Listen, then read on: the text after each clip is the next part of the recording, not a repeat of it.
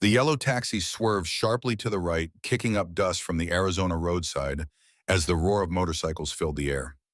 Cassandra Cass Reynolds wasn't one to be caught off guard, but the pack of bikers surrounding her vehicle had materialized seemingly from nowhere, a tactical error she wouldn't have made overseas. Her mind registered 7 riders all wearing the same leather cuts, with a scorpion emblem circling her cab like vultures. The lead motorcycle, a gleaming black Harley Road King with custom exhaust pipes cut in front of her taxi, forcing Cass to slam on the brakes. The Crown Victoria skidded to a halt just yards from Riverdale's town limit sign. Before the dust could settle, Cass was already out of the driver's seat, her boots hitting the asphalt with practiced precision.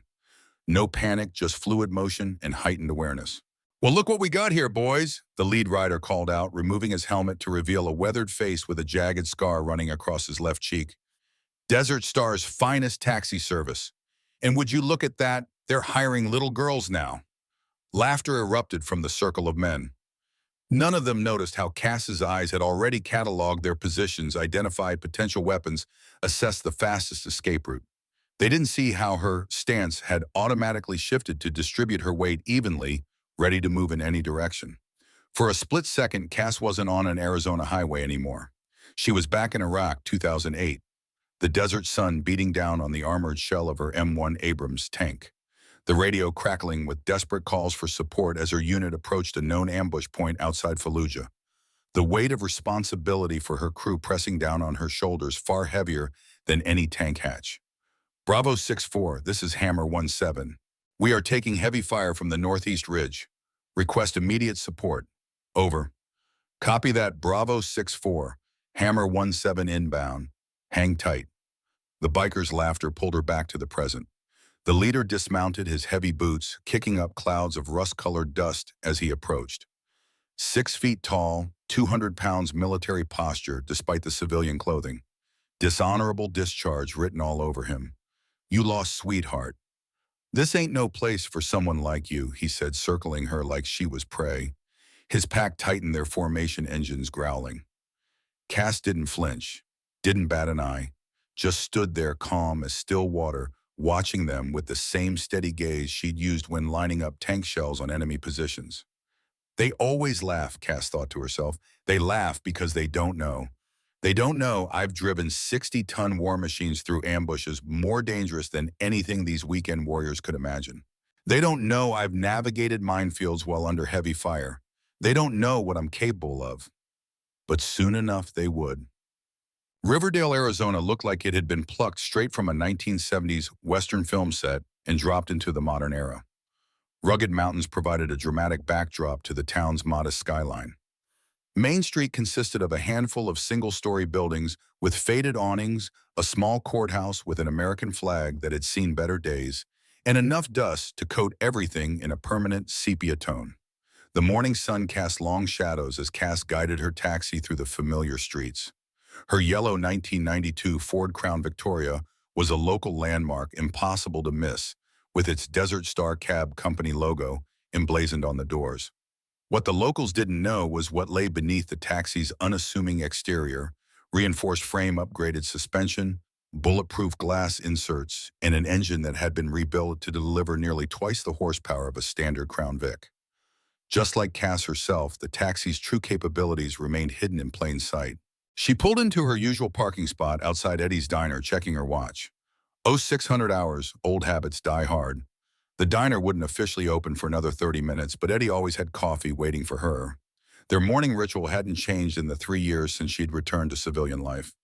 Cass caught her reflection in the rearview mirror. Auburn hair cut short in a practical style that required minimal maintenance. Green eyes that had seen too much. A face that most would describe as attractive, though she paid little attention to such things. At 38, she carried herself with the disciplined posture of someone who had spent years in uniform. Her standard outfit was as much a uniform as any she'd worn in the military, well-worn Levi's jeans desert boots that had been broken into perfection, and her father's brown leather bomber jacket, a Vietnam-era relic that had been waiting for her when she returned from her final tour. The jacket was her most prized possession, a connection to her father that she maintained even 10 years after his passing. Cass locked the taxi and approached the diner, her eyes automatically scanning the perimeter, another habit from her military days. Eddie's place was a time capsule of 1950s Americana red vinyl booths, black and white checkered floor, and a genuine Wurlitzer jukebox that still played original 45s. The walls were adorned with vintage signs advertising Coca-Cola and Route 66 interspersed with photos of Eddie during his Marine Corps days. The bell above the door jingled as she entered. "Right on time as always," Eddie called from behind the counter. At 72, Eddie Martinez still moved with the energy of a man 20 years younger. His dark hair had gone completely white, but his posture remained ramrod straight. Once a Marine, always a Marine. "Morning, Eddie," Cass replied, sliding onto her usual stool at the counter. "Town's quiet today." Eddie placed a steaming mug of black coffee in front of her without being asked. "Too quiet if you ask me. Those desert scorpions rolled through again last night. Made a hell of a racket down by the old mill." Cass took a sip of her coffee, savoring the bitter taste. "Sheriff Lewis do anything about it?" "What can he do, department's stretched thin as it is?" Eddie turned to the small TV mounted in the corner, where American Pickers was featuring a segment on World War II memorabilia. "Would you look at that 30 grand for a beat-up footlocker of Army gear? Your dad would have had a field day with that show." The mention of her father brought a rare smile to Cass's face. Major William Reynolds had been a collector of military history, their home filled with carefully preserved artifacts from conflicts spanning the Civil War to Desert Storm. His passion had been contagious, sparking Cass's initial interest in military service. "Dad would have told them they were overpaying," she said, the smile lingering. Eddie leaned against the counter, lowering his voice slightly. "Been meaning to tell you something about your old man. Found a box in my storage room last week. Has your name on it in Bill's handwriting." Cass set down her mug, suddenly alert. "A box from my father." "Yeah, he left it with me about a month before he passed. Said to give it to you when you came home from your last tour. Said he had a feeling you'd follow in his footsteps." "What's in it?" Eddie shrugged. "Never opened it. Wasn't mine to open. It's heavy, though. Metal case of some kind. Been waiting for the right moment to bring it up." Before Cass could press further, the jukebox in the corner sprang to life, the opening notes of Creedence Clearwater Revival's "Fortunate Son" filling the diner. The irony wasn't lost on her, the quintessential Vietnam War anthem playing as they discussed her father's legacy. "Your dad loved this song," Eddie said, a distant look in his eyes. "Said it captured everything about that time. The good, the bad, the complicated truth of it all." Cass nodded, feeling the familiar pang of loss. Major William Reynolds had survived 2 tours in Vietnam, only to be taken by cancer decades later. She'd been deployed when he received the diagnosis, and on her second tour in Iraq when he finally succumbed. The guilt of not being there still weighed on her. "I'll bring the box by your place tonight," Eddie said, breaking the momentary silence. "After your shift." "Thanks, Eddie. I appreciate it." Cass glanced at her watch. "Speaking of which, I should get going. Dispatch said they have an airport pickup for me at 0700. As she stood to leave, Eddie called after her and, "Hey, Cass, be careful out there. Those scorpions aren't just making noise anymore. They're marking territory." Sheriff Frank Lewis stood at the window of his office watching Main Street with troubled eyes. At 60, he was counting the months until retirement, 18 left if the county didn't ask him to stay on longer. His sandy hair had long since gone gray at the temples, and years of Arizona sun had weathered his face into a landscape of creases and character lines. The desert scorpions were becoming more than just a nuisance. Their presence in Riverdale had grown steadily over the past 6 months, starting with weekend rides through town and escalating to what looked suspiciously like organized criminal activity. The intelligence he'd gathered suggested they were using Riverdale as a waypoint for moving product up from the border. Lewis sighed, adjusting the service weapon on his hip, a Colt 45 that had been his father's before him. With just 3 deputies to cover the entire county and budget cuts looming, he was fighting a losing battle against an increasingly bold criminal element. His phone buzzed, drawing his attention away from the window. "Sheriff Lewis," he answered. "Frank, it's Jimmy from the garage. Those bikers came by again this morning. Said something about protection money for the businesses on Main." Lewis pinched the bridge of his nose. "Did they threaten you, Jimmy?" "Not in so many words, but the message was clear enough. Said they'd hate to see anything happen to my place. I'll swing by later today. Don't engage with them if they come back." After hanging up, Lewis returned to the window. A yellow taxi cruised down Main Street. Cass Reynolds heading to the airport, no doubt. He'd known her since she was a little girl, had watched her grow up admiring her father's military service, had written her letter of recommendation for West Point. Bill Reynolds had been his best friend for 30 years, their friendship forged during a time when Lewis himself had considered a military career. Life had taken them down different paths, but their bond had remained unbroken until Bill's passing. Lewis had promised his friend he'd keep an eye on Cass when she returned to Riverdale, though he suspected she needed less looking after than most. He'd read enough between the lines of her military record to know that Cassandra Reynolds was a force to be reckoned with. He just hoped the Desert Scorpions never gave her reason to demonstrate exactly what she was capable of. The small regional airport that served Riverdale consisted of a single runway, a modest terminal building, and a handful of hangars. Cass arrived 15 minutes early for her pickup, parking the taxi in the designated waiting area with a clear view of the arrivals gate. The morning flight from Phoenix was right on schedule, touching down at 6:57 a.m. A few minutes later, passengers began trickling out of the terminal, mostly business travelers and the occasional tourist drawn to Riverdale's proximity to several national parks. Cass's passenger stood out immediately, tall, athletically built with the confident stride of someone accustomed to being in charge. He wore business casual attire, khaki pants, blue button-down shirt, navy blazer, but something about the way he carried himself suggested a background beyond corporate America. He approached the taxi carry-on bag in hand. "Desert Star Cab?" he asked, his voice carrying a hint of an East Coast accent. "That's me," Cass replied, stepping out to help with his luggage. "Where to?" "The Sagebrush Motel, please. I have a reservation." Cass loaded his bag into the trunk, noting its substantial weight too heavy for the typical business traveler's overnight bag. She returned to the driver's seat as her passenger settled in behind her. "I'm Ben Thompson, by the way," he offered as they pulled away from the airport. "Cass Reynolds," she replied, meeting his eyes briefly in the rearview mirror. "What brings you to Riverdale, Mr. Thompson? We don't get many visitors this time of year." "Please call me Ben. I'm a real estate developer from Seattle, looking at some potential investment properties in the area."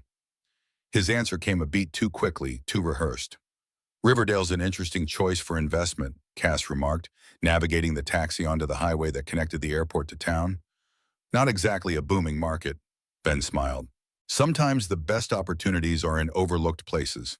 I specialize in revitalizing small towns with untapped potential." The conversation lulled as they drove the Arizona landscape stretching out around them, saguaro cacti standing like silent sentinels against the backdrop of distant mountains. Cass kept her attention divided between the road and her passenger, something about him triggering her well-honed instincts. "You're from around here originally?" Ben asked, breaking the silence. "Born and raised," Cass replied. "Left for a while, came back 3 years ago." "Military?" he asked, his tone casual but his eyes sharp. Cass tensed slightly. "What makes you say that?" "The way you carry yourself, the way you checked your surroundings at the airport. Old habits die hard, right?" She met his gaze in the rearview mirror, again reassessing him. "Army, 8 years active duty." "Iraq or Afghanistan?" "Both, mostly Iraq." She deliberately offered no additional details. Ben nodded thoughtfully. "I had a cousin who served in Iraq. Operation Phantom Fury in Fallujah. Tough business." "Your cousin tell you that?" Cass asked, her suspicion growing. The operation name was specific knowledge, not the kind of detail a civilian would casually drop into conversation. "He didn't talk about it much," Ben replied, looking out the window. "But you can find anything online these days if you know where to look." As they approached the town limits, Cass made a deliberate wrong turn, taking a less direct route to the motel, a small test to see if her passenger would notice. "Isn't the sagebrush the other way?" Ben asked almost immediately. "Taking a detour," Cass replied smoothly. "Road construction on Main Street this week."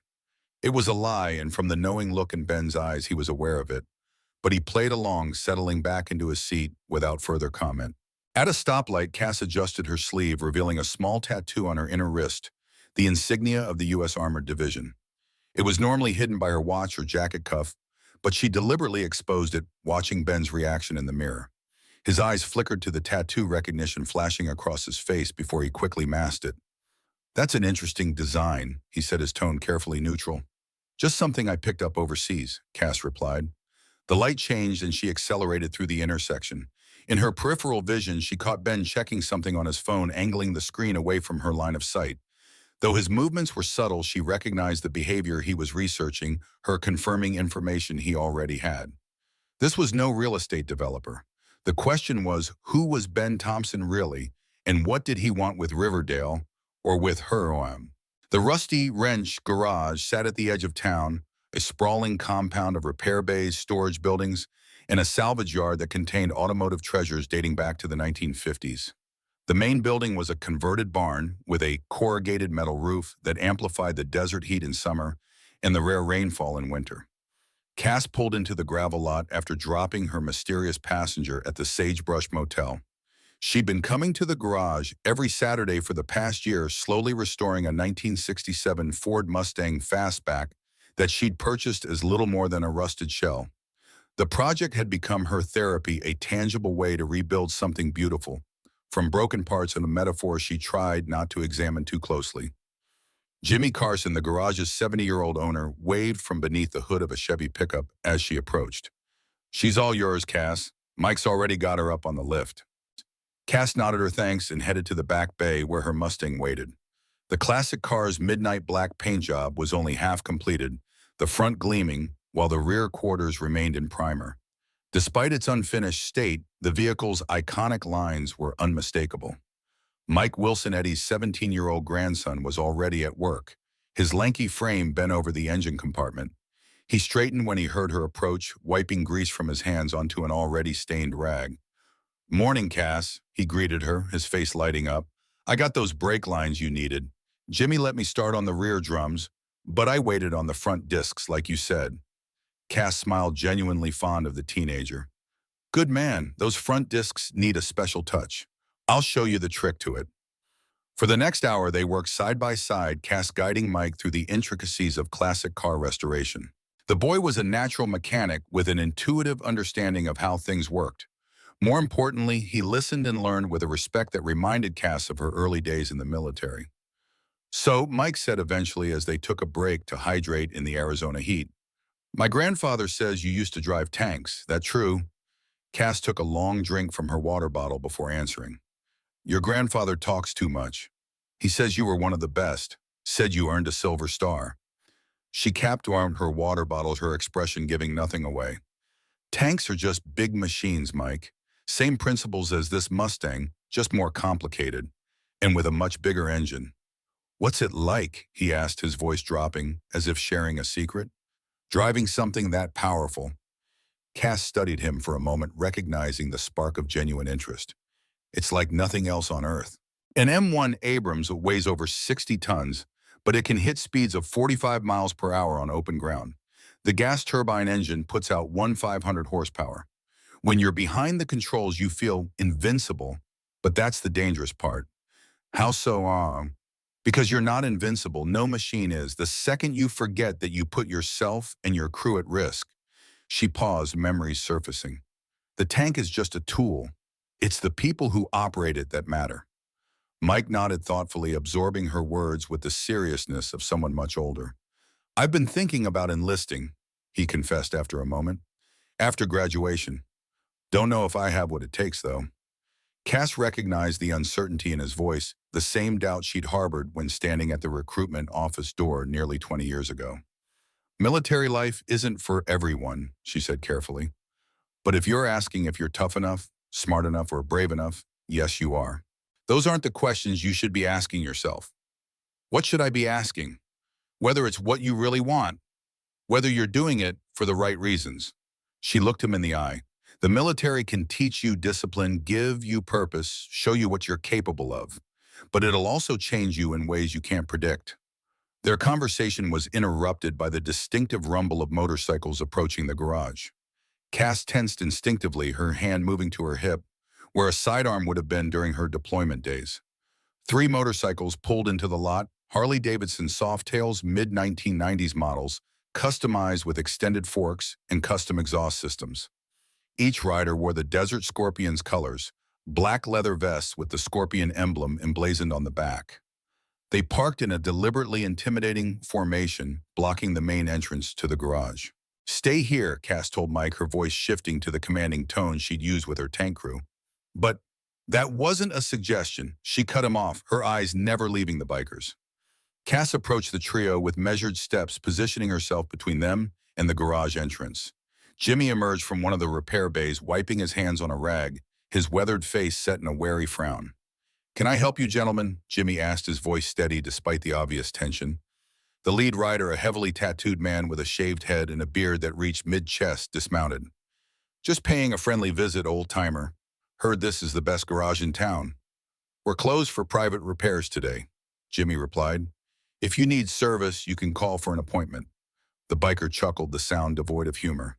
"That's not very hospitable. We're new to town looking to make friends." His eyes shifted to Cass, narrowing slightly. "Who's this, your security detail?" "Just a customer," Cass replied evenly. The biker circled her, slowly taking in her stance and appearance with a predatory gaze. "You look familiar. Have we met before?" "I doubt it." He stopped in front of her, invading her personal space in a clear attempt at intimidation. "The name's Russo, Tony Russo. I never forget a face." Cass held her ground, meeting his stare without flinching. "Is there something specific you need from the garage, Mr. Russo?" His eyes hardened at her calm demeanor. "Just spreading the word about our club's protection services. Small businesses in Riverdale have been experiencing unfortunate accidents lately. For a reasonable monthly contribution, we make sure nothing bad happens to valued establishments like this one." Jimmy stepped forward. "We don't need any protection. Sheriff Lewis keeps an eye on things around here." Russo's laugh was echoed by his companions. "Sheriff Lewis is one man with 3 deputies covering the whole county. He can't be everywhere, but we can."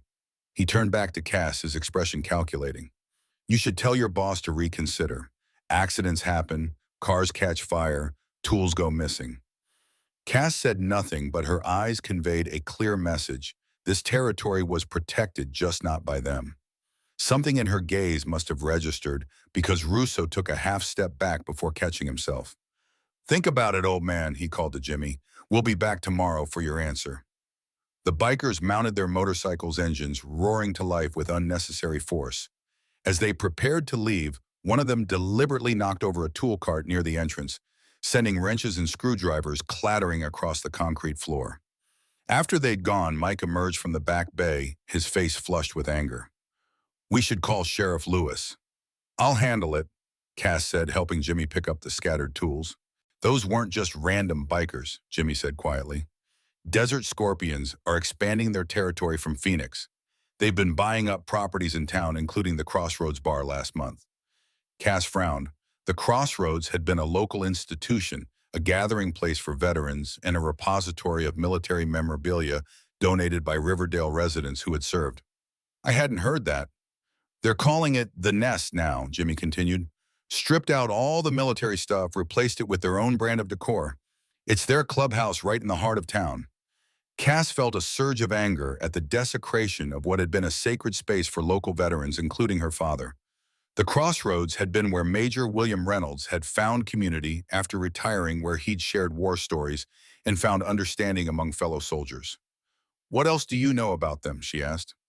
"Their leader goes by Viper, ex-military dishonorable discharge. Runs the whole operation from Phoenix but visits regularly." Jimmy lowered his voice. "Word is they're using Riverdale as a distribution point for something coming up from the border. That's why they're so interested in establishing protection relationships with local businesses." Cass nodded, filing away the information. "I'll talk to Sheriff Lewis." "Be careful, Cass," Jimmy warned. "These aren't just weekend warriors playing dress-up. They're organized and they're dangerous." Mike had been listening silently, his expression troubled. "What are we going to do if they come back?" Cass placed a reassuring hand on his shoulder. "First rule of any engagement, gather intelligence before making a move. Let's finish working on the Mustang. I need to think." As they returned to the car, Cass's mind was already analyzing the situation with the tactical precision that had served her well in Iraq. The Desert Scorpions had just made a critical error. They'd revealed their intent without recognizing the threat she posed. In military terms, they'd expose their position without identifying enemy capabilities. It was a mistake her opponents in Fallujah had made only once. The Arizona sun was setting by the time Cass made it back to her cabin, casting long shadows across the dusty drive that led to her modest home. Located 3 miles outside town on a 5-acre plot of scrubland, the cabin offered the privacy and security she craved after years of barracks and forward operating bases. The structure itself was simple: 2 bedrooms, an open-concept living area and kitchen, and a covered porch that wrapped around 3 sides. What set it apart were the modifications she'd made since purchasing it: reinforced doors, impact-resistant windows, and a sophisticated security system that would have been at home in a military installation. Cass parked the taxi next to the cabin and performed her usual perimeter check before heading inside. The interior was Spartan but comfortable, decorated with items that held personal significance rather than aesthetic appeal. A wall of bookshelves dominated one side of the living room, filled with military history volumes, technical manuals, and dog-eared paperbacks. Display cases contained carefully preserved military artifacts, her father's from Vietnam, her own from Iraq and Afghanistan. A collection of framed photographs tracked her military career: graduation from West Point tank training, at Fort Benning deployment ceremonies, and candid shots with her crew in the desert. Cass showered quickly, washing away the day's dust and grime, then changed into fresh jeans and a faded army t-shirt. She was making coffee when a knock at the door announced Eddie's arrival.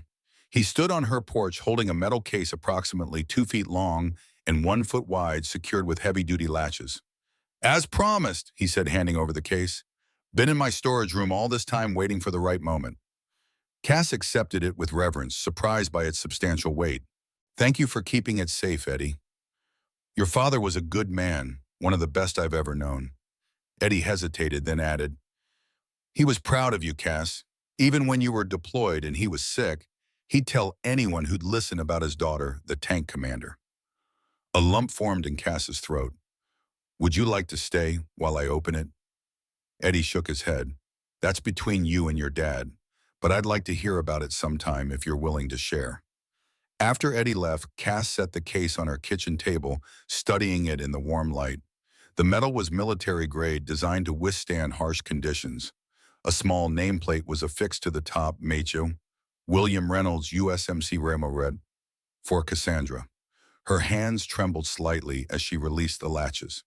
The lid opened with a soft hiss, revealing a velvet-lined interior containing several carefully arranged items: a vintage M1911 pistol, meticulously maintained with her initials engraved on the grip; a set of dog tags, her father's from Vietnam; a small velvet box containing what appeared to be her grandfather's Purple Heart from Korea; a leather-bound journal filled with her father's neat handwriting; and at the bottom a sealed envelope with "Read First" written on the front.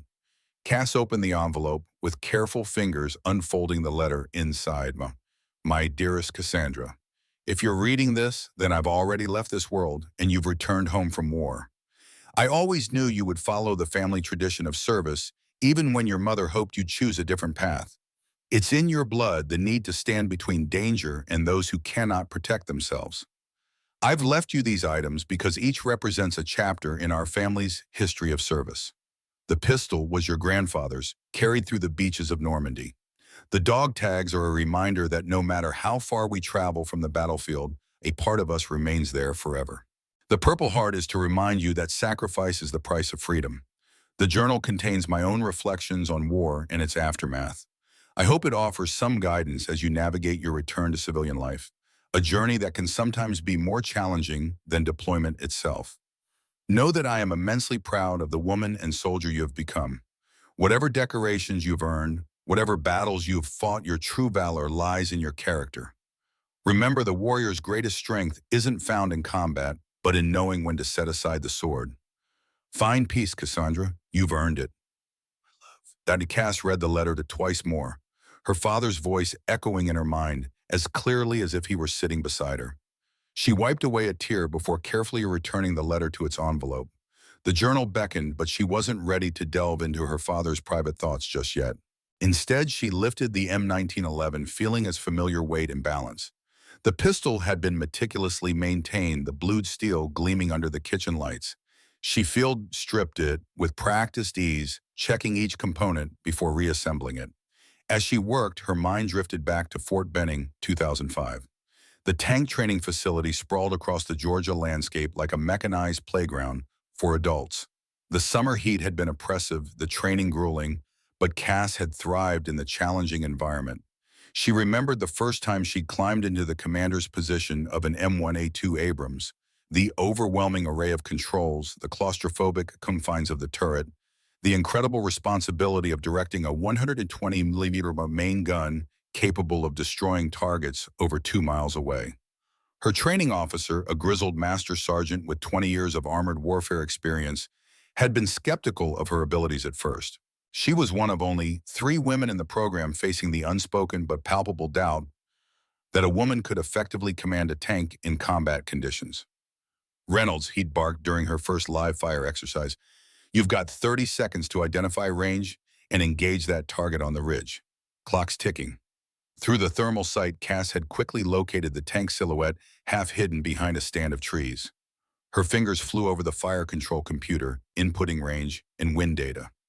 "Target identified, range 2,100 meters, winds 5 knots from the west," she called out. "Gunner sabot round center mass." The simulation round had found its mark with devastating accuracy. The master sergeant's expression had shifted from skepticism to grudging respect. "Not bad, Reynolds," he'd admitted.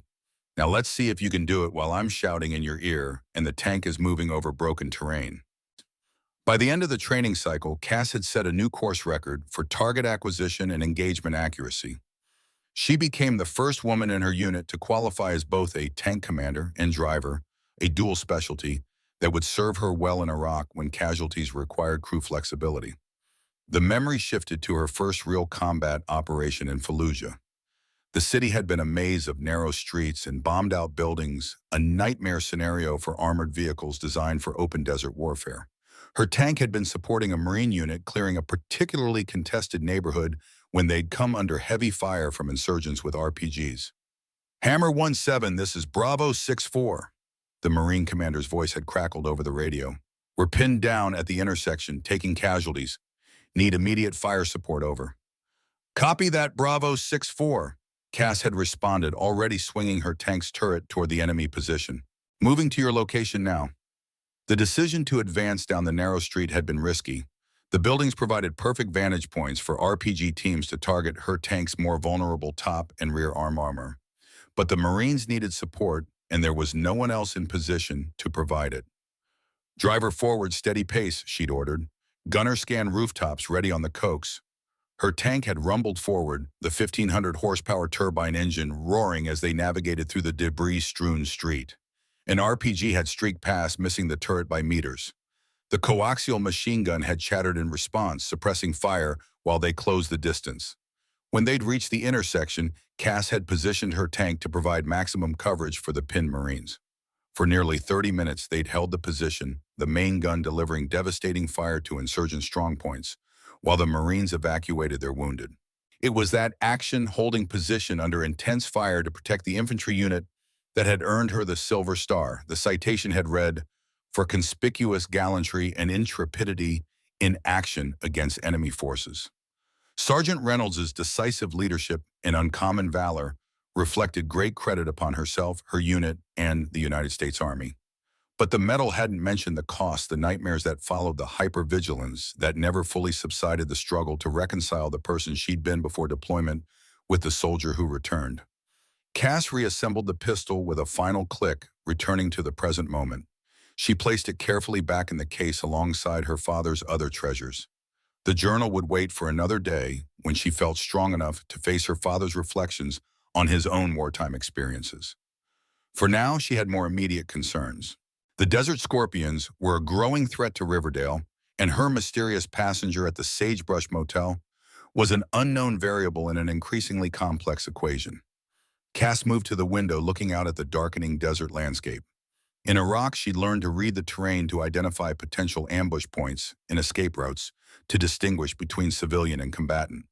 Those same skills served her well here, in a different kind of battle on home soil. The bikers had made their first move. Ben Thompson was watching from the shadows. And somewhere in between, Cass knew she would find herself once again in the commander's position, making life or death decisions that would ripple through the community she'd sworn to protect. This time, there was no tank to shield her, no armor plating between her and the enemy, just her training her instincts and the legacy of service her father had entrusted to her. It would have to be enough. The Crossroads Bar had been a Riverdale institution for over 40 years. Founded by a group of Vietnam veterans in 1975, it had served as an unofficial museum of local military history, its walls adorned with photographs, medals, patches, and memorabilia donated by generations of servicemen and women. For Cass's father and countless others, it had been sacred ground, a place where stories were shared, losses commemorated, and bonds forged in the unique understanding that only comes from shared sacrifice. Now, as Cass stood across the street watching the establishment's transformation, something cold and hard settled in her chest. The Desert Scorpions had done more than purchase a building. They had desecrated a shrine. Gone was the hand-carved wooden sign that had hung above the entrance since 1975. In its place, a garish neon scorpion glowed against the pre-dawn sky. The windows, once decorated with service branch insignias, had been blacked out and painted with motorcycle silhouettes. Two Scorpion members stood guard at the entrance, leather cuts gleaming in the artificial light, watching the street with predatory vigilance. Cass had parked her taxi a block away, choosing to approach on foot through the alleyways that ran behind Main Street's businesses. The hour 4:30 a.m. ensured minimal civilian presence, allowing her to conduct reconnaissance without drawing attention. For 3 nights, she had observed the nest, as the Scorpions now called it, documenting arrivals and departures, security patterns, and operational rhythms. Her military training had equipped her with patience and attention to detail that most surveillance experts would envy. What she had discovered was troubling. The club operated as a hub of activity well into the early morning hours, with couriers arriving and departing on a schedule that suggested coordinated distribution rather than random socializing. Vehicles with Arizona, New Mexico, and California plates frequently delivered sealed containers that were quickly moved to a storage area behind the main building. Tonight, however, something had changed. The usual pattern was disrupted by the arrival of a black SUV with tinted windows and no visible license plate. The vehicle had parked in the alley behind the nest, and 4 men in civilian clothing, but with unmistakable military bearing, had entered through the rear door. One of them had caught Cass's attention immediately, a tall figure with a distinctive gait she recognized despite the years and distance. Staff Sergeant Marcus Dalton, her former tank gunner, during her first tour in Iraq. The sight of him wearing the Desert Scorpions colors had been like a physical blow. Dalton had been an exceptional soldier, decorated for valor, respected by everyone in their unit. What had led him to join an outlaw motorcycle gang after leaving the service? As Cass made her way back to her taxi, the weight of this discovery pressed heavily on her shoulders. The personal connection complicated matters significantly. Dalton knew her capabilities, her tactics, her thinking patterns. If he recognized her presence in Riverdale, any element of surprise would be lost. More troubling was the possibility that Dalton's knowledge of her military background might already have been shared with the Scorpions' leadership. That would explain the gang's increasing interest in her movements around town. The eastern horizon was beginning to lighten as Cass started her taxi and pulled away from the curb. Her morning fare wouldn't need pickup for another hour, giving her time to process this new information and adjust her strategy accordingly. She was so deep in thought that she almost missed the reflection in her rearview mirror, a motorcycle following at a discreet distance, its single headlight piercing the pre-dawn darkness. The rider kept pace with her taxi, maintaining the same interval, regardless of her speed changes. Surveillance. Not particularly subtle, but effective. The question was whether this was routine monitoring or if they had identified her as a specific threat. Cass made a series of turns designed to confirm she was being followed, then headed toward the outskirts of town, where the desert stretched uninterrupted for miles. If the Scorpions wanted to play games, she would set the rules. The road narrowed as it left the town limits, pavement giving way to gravel and then hard-packed dirt. Cass accelerated the taxi's modified engine, responding with power that would have surprised anyone familiar with standard Crown Victorias. Dust billowed behind her, obscuring her tail's visibility. At a sharp bend in the road, she executed a maneuver that would have made her Army driving instructors proud, a controlled slide that positioned the taxi perpendicular to the road hidden by the curve, and a stand of mesquite trees. She cut the engine and waited, hand resting on her father's M1911, now tucked into her waistband. The motorcycle appeared seconds later, slowing, as the rider realized he had lost visual contact. He was young, probably early 20s, wearing the prospect patch of the Desert Scorpions, a probationary member still proving his worth to the organization. As he came to a stop, searching for signs of her vehicle, Cass stepped onto the road behind him, gun held at her side but not raised. "Looking for someone," she called out. The rider spun around, nearly losing control of his bike in the process. His eyes widened at the sight of her standing calmly in the middle of the road. "Just out for an early morning ride," he stammered, trying to regain his composure. 30 miles outside of town, following the same taxi for the past 20 minutes. Cass approached slowly, her demeanor relaxed but her eyes alert. "Try again." The young man swallowed hard. Up close, he looked even younger, barely out of his teens, with a face that hadn't yet hardened into the weathered mask worn by full-patch members. "I was told to keep an eye on you," he admitted finally. "That's all. Just watch where you go, who you talk to." "On whose orders?" "Viper. He's interested in you." Cass nodded thoughtfully. "And why would the president of the Desert Scorpions be interested in a taxi driver?" The prospect shifted uncomfortably on his bike. "Look, I just do what I'm told, but word is you're not just a taxi driver." "What else did they tell you about me?" "That you used to be military, that you might cause problems for the club." Cass studied him for a moment. "What's your name, kid?" "They call me Rookie." "Well, Rookie, I'm going to give you some advice. Free of charge." She stepped closer, her voice dropping to ensure he caught every word. "Tell Viper that if he wants to know about me, he should ask directly. Following me will only get his prospects hurt." The young man's face paled slightly. "Are you threatening me?" "Not at all, just stating a fact." Cass gestured toward town. "Now I suggest you head back and deliver my message. And Rookie, next time you tail someone, maintain variable distance and switch up your positioning. You're too predictable." As the motorcycle disappeared in the direction of Riverdale, Cass returned to her taxi, thoughts racing. The Scorpions' interest confirmed her suspicions. They viewed her as a potential threat. The question was whether to retreat into anonymity or leverage their awareness to gain more information. The tactical answer was clear. When the enemy expects you to retreat, advance. When they expect you to hide, attack. Riverdale was her home. And just as she had once defended strategic territory in Iraq, she would defend this town against those who sought to corrupt it. Ben Thompson was not staying at the Sagebrush Motel. That much became clear when Cass followed him after dropping him off at the modest establishment the previous day. He had checked in, waited 20 minutes, then exited through a side door and walked 3 blocks to the more upscale Desert Palms Inn, where he had entered a room on the second floor. Now, as evening fell over Riverdale, Cass watched from her parked taxi as Ben emerged from the Desert Palms and walked purposefully toward the town's small park. His behavior suggested he was meeting someone, constantly checking his surroundings, maintaining a deliberate pace, keeping one hand near the inside pocket of his jacket, where a weapon would typically be concealed. Cass gave him a 30-second head start, then followed on foot, keeping to the shadows cast by the park's mature mesquite trees. The evening was quiet, most of Riverdale's residents having retreated indoors to escape the chill that descended over the desert after sunset. Ben stopped near a gazebo at the center of the park, appearing to check his watch. Moments later, a second man approached from the opposite direction. Tall, athletic build, with the same alert demeanor that marked Ben as something other than a civilian. They spoke briefly, their voices too low to carry, then moved together toward a bench partially hidden by ornamental bushes. Cass circled around, using the landscaping as cover until she was close enough to hear fragments of their conversation. "Confirmed connection to the Sinaloa pipeline," the second man was saying. "The Scorpions are moving product through 5 states now, using motorcycle clubs as distribution networks." "And Riverdale?" Ben asked. "Central hub for the northeastern corridor. The old sheriff's retiring soon, minimal law enforcement presence. Perfect location just off the main highways." "What about our primary target?"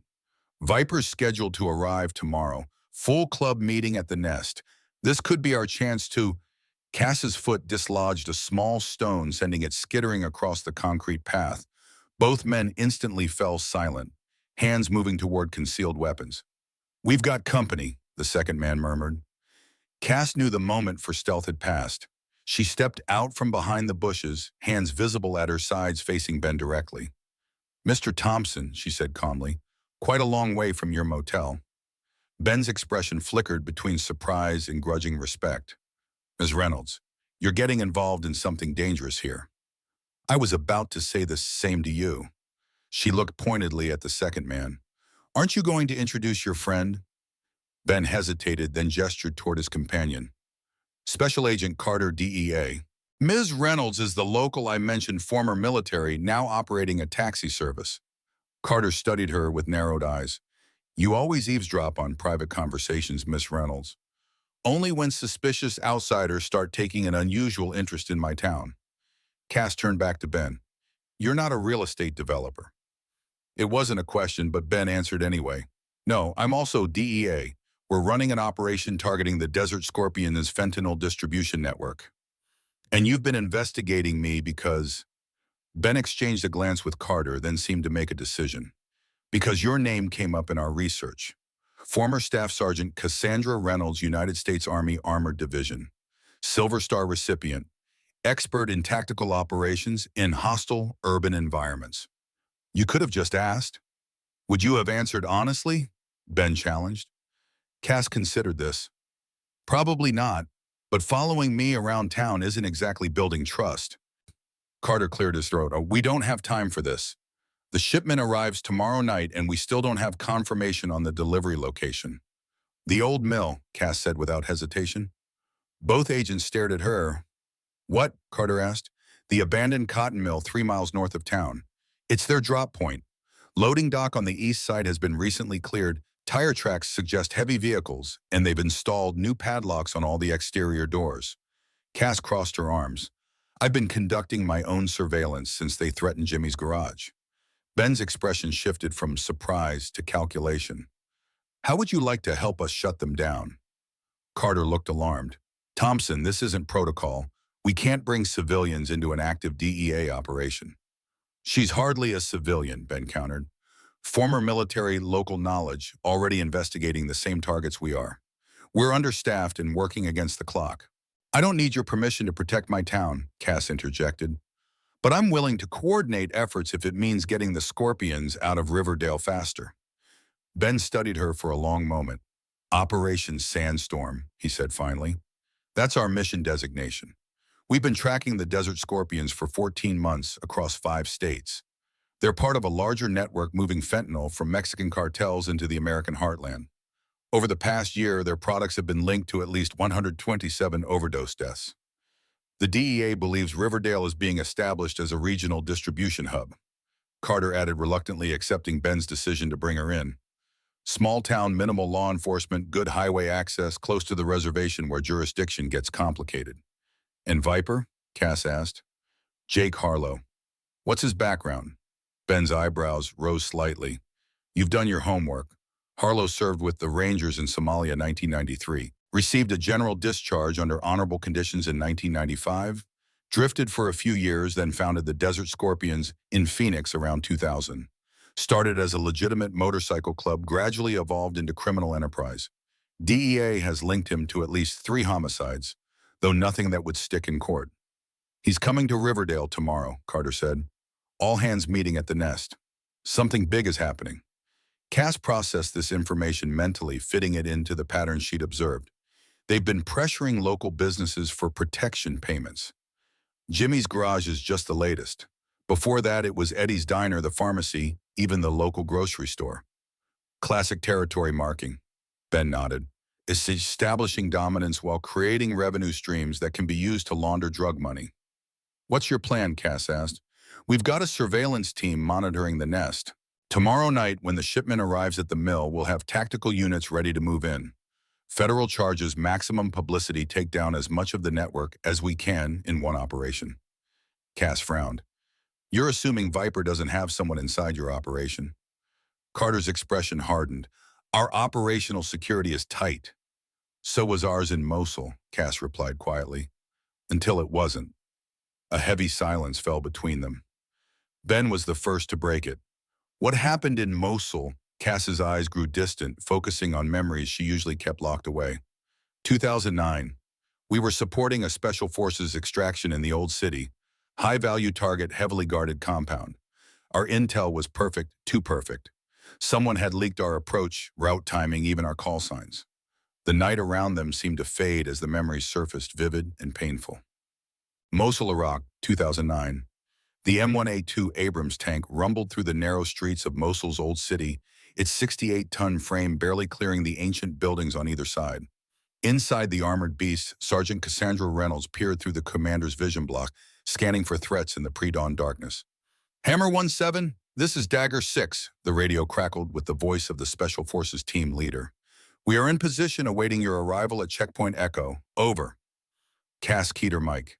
Dagger 6, Hammer 17, ETA 3 minutes to Checkpoint Echo. Streets are clear so far. Over. Copy that, Hammer.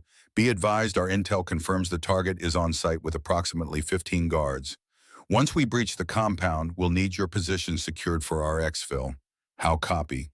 Solid copy, Dagger. We'll hold the intersection. Hammer 17 out. Beside her, Specialist Jenkins manned the gunner's position, his experienced hands on the controls of the 120mm main gun. In the driver's compartment, below Private First Class, Rodriguez guided the massive vehicle with surprising delicacy given its size and weight. The loader's position was occupied by Specialist Chen, the newest member of their crew, but already proving his worth. The mission was straightforward: provide security for a Special Forces team extracting a high-value intelligence target from a compound in the Old City. The narrow streets made it impossible for the tank to approach the actual target location, but they could secure the critical intersection that provided the only viable extraction route. As they approached the designated checkpoint, an uneasy feeling settled in Cass's stomach. The streets were too quiet, the darkness too complete. Even in the pre-dawn hours, there should have been some signs of life: early rising shopkeepers, the call to prayer, stray animals. Jenkins increased scan rate, she ordered. Something doesn't feel right. Copy that, Sarge, Jenkins replied, the turret rotating slightly faster as he swept the thermal sights across their surroundings. Nothing on thermals yet. They were 2 blocks from the checkpoint when the first RPG streaked out of a second-story window, impacting the building to their right and showering the tank with debris. Contact right, Jenkins shouted, swinging the turret toward the threat. Rodriguez, keep moving, Cass commanded. Get us to the checkpoint, Chen ready on the coax. The tank accelerated, pushing through the narrow street as more RPGs launched from hidden positions. Most missed their mark, but one struck the tank's frontal armor, the shaped charge dissipating against the composite panels designed to defeat such weapons. Dagger 6, Hammer 17, Cass called into the radio. We are taking heavy fire approaching Checkpoint Echo, multiple RPG teams in buildings to our east and west. They knew we were coming. Static answered her call. The radio had gone dead. Comms are being jammed, Jenkins reported, firing the coaxial machine gun at a group of insurgents who had appeared at street level. They reached the intersection that marked Checkpoint Echo, the tank's thermal sights revealing no sign of the Special Forces team that should have been waiting for them. Where the hell is Dagger? Chen asked, feeding another belt into the coax. Before Cass could respond, the world exploded around them.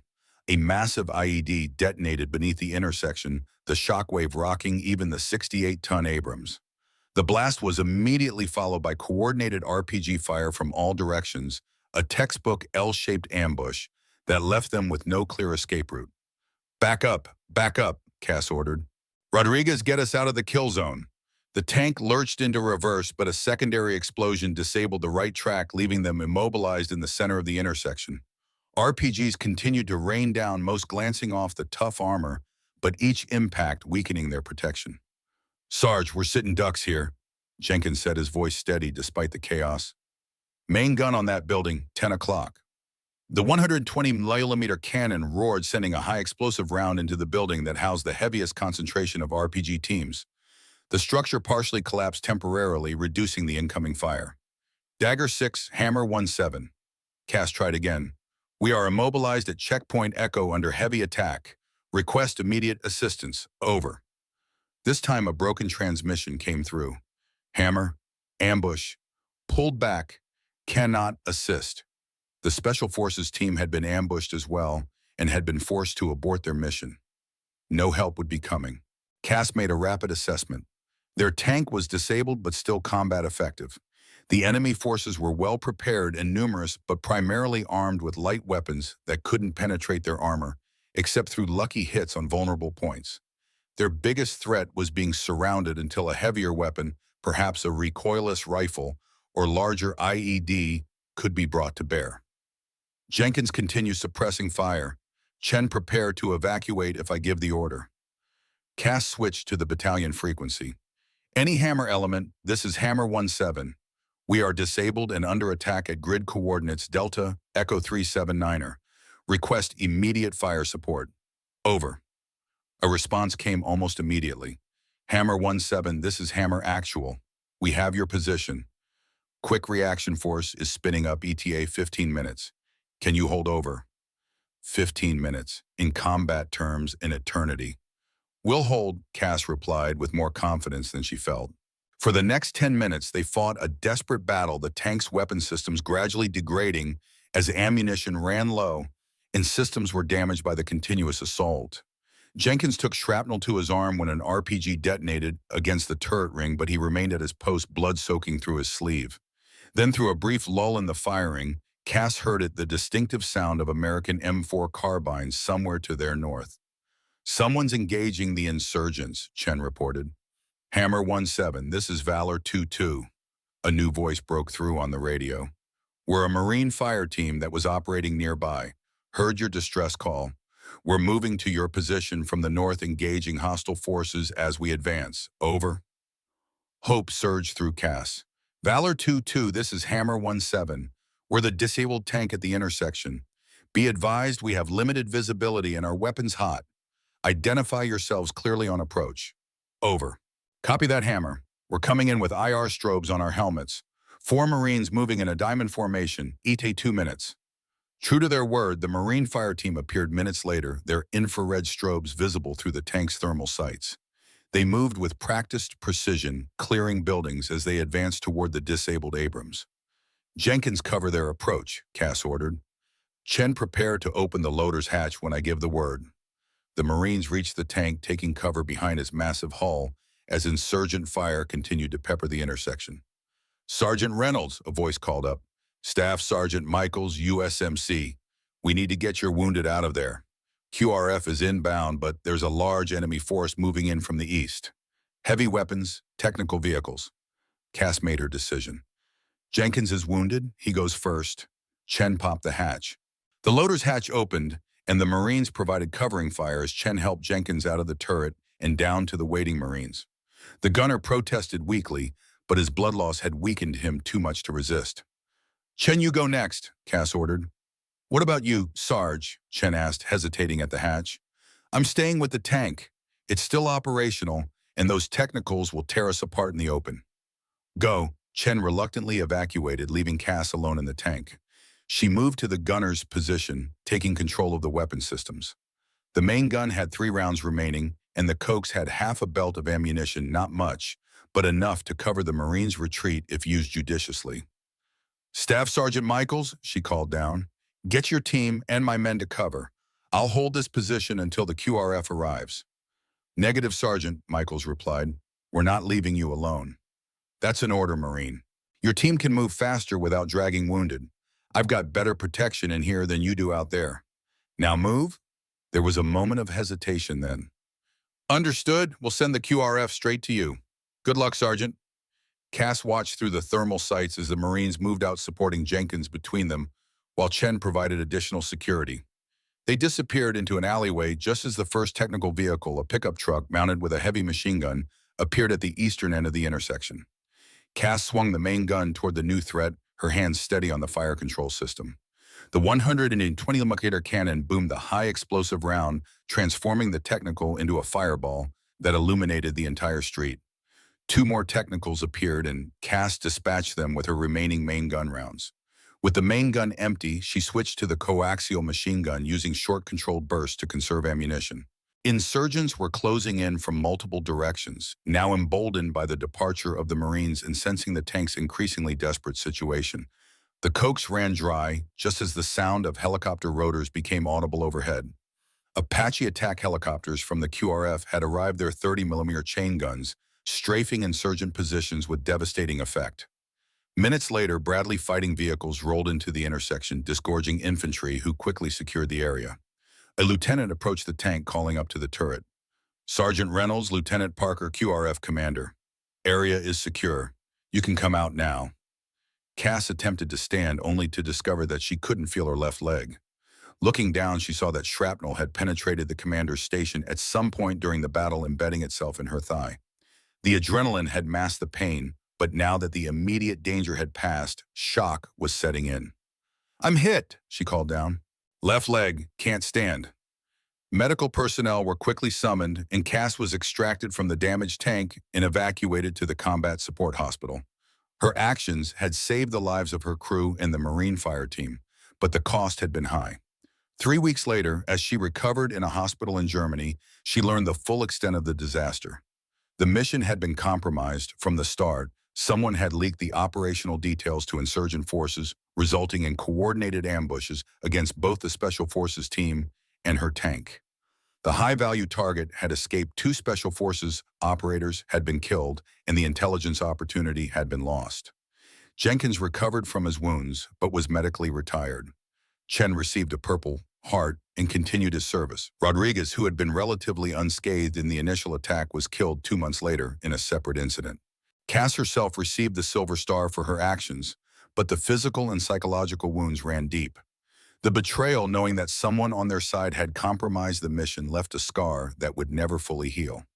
6 months later, after completing physical therapy and returning to limited duty, she made the difficult decision to leave the Army. "Our intel was compromised," Cass concluded, her voice steady despite the painful memories. "Someone sold us out. 3 good soldiers died because of it. I won't let that happen again." Ben and Carter exchanged glances, the implications clear. If their operation against the Desert Scorpions had been infiltrated, a direct assault could end in disaster. "What do you suggest?" Ben asked finally. "A different approach," Cass replied. "Less predictable, more adaptive. And it starts with me walking into the nest tomorrow night." Carter's eyes widened. "That's suicide." "Not if you do your job right," Cass countered. "I have a cover story already established, local taxi driver known to be ex-military, but not specifically tank corps. The Scorpions are already watching me, so my appearance won't seem suspicious. I can gather intelligence from the inside while your team maintains perimeter surveillance." "It's too risky," Ben argued. "If they identify you as a threat—" "They won't," Cass said with quiet confidence, "because I'm going to give them exactly what they expect to see: a washed-up veteran looking for connection, maybe even recruitment. You'd be surprised how many former military end up in MCs after discharge." Ben considered her proposal, his tactical mind assessing the angles. "It could work, but you'd need backup comms extraction plan." "I can handle myself," Cass assured him, "and I know Riverdale better than anyone. If things go sideways, I have contingencies." After further discussion and planning, they reached an agreement.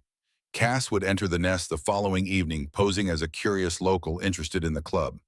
The DEA would maintain surveillance from a distance, ready to intervene if necessary, while continuing preparations for the larger operation at the mill. As they parted ways, Ben caught Cass's arm. "Be careful in there. Viper didn't get to where he is by being careless or merciful." "Neither did I," Cass replied, her green eyes reflecting the same steely determination that had carried her through the streets of Mosul. The next morning dawned clear and cold, typical for late autumn in the Arizona desert. Cass completed her usual taxi runs with mechanical efficiency, her mind occupied with the evening's upcoming operation. She had prepared her cover story, mentally rehearsed scenarios, and configured her cell phone to function as a covert recording device, a modification that bypassed the standard microphone and used the phone's vibration motor instead, making it undetectable to regular bug sweeps. Her last fare of the morning was a regular Mrs. Henderson, an elderly widow who visited her husband's grave at Riverdale Cemetery every Tuesday. As Cass helped the woman from the taxi, she noticed a familiar motorcycle parked near the cemetery entrance. Tony Russo's distinctive Harley Softail with custom exhaust pipes. "I'll wait here for you, Mrs. Henderson," Cass said, her eyes scanning the cemetery grounds. "Take all the time you need." Once the elderly woman was safely on her way to her husband's grave, Cass moved toward the motorcycle, staying behind the cover of mature cypress trees that lined the cemetery's perimeter. She found Russo kneeling beside a simple military headstone, his usual arrogant demeanor replaced by uncharacteristic solemnity. Cass remained at a distance, observing without intruding. After several minutes, Russo stood placed what appeared to be a challenge coin on top of the headstone, then rendered a stiff but respectful salute before turning to leave. The moment was so unexpected, so at odds with the intimidating figure who had threatened Jimmy's garage, that Cass found herself reevaluating her assessment of the man. Every soldier had a story often more complex than outward appearances suggested. She waited until Russo had mounted his motorcycle and departed before approaching the grave. The headstone was weathered but well-maintained, Staff Sergeant Michael Russo, United States Army Operation Iraqi Freedom, 1980-2006. Purple Heart, brother. She realized with sudden clarity. Tony Russo had lost his brother in Iraq, possibly during the same period when Cass had been deployed there. The challenge coin he'd left a unit designation she recognized from the 1st Infantry Division suggested Michael Russo had been combat arms, possibly even armored division like herself. This information added a layer of complexity to the Desert Scorpion's presence in Riverdale. If multiple members had military backgrounds or connections, it might explain their tactical sophistication and organizational discipline. It also suggested a potential vulnerability, a shared understanding of duty and honor that might be leveraged under the right circumstances.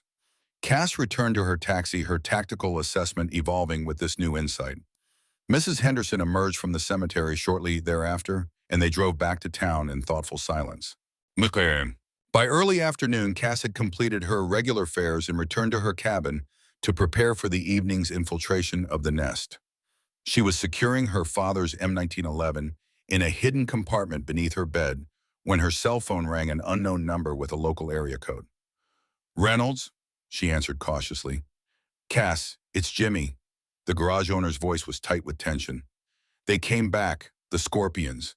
They've torn up the garage, smashed equipment. Mike tried to stop them, and they took him." Cass's blood ran cold. "What do you mean, took him?"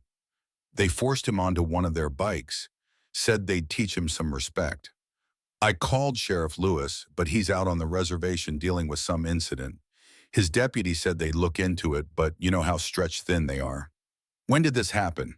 "About 20 minutes ago. I would have called sooner, but they smashed my phone. Had to go next door to use the neighbors." "Did they say where they were writing him?" "No, but one of them mentioned something about the warehouse before they realized I was listening."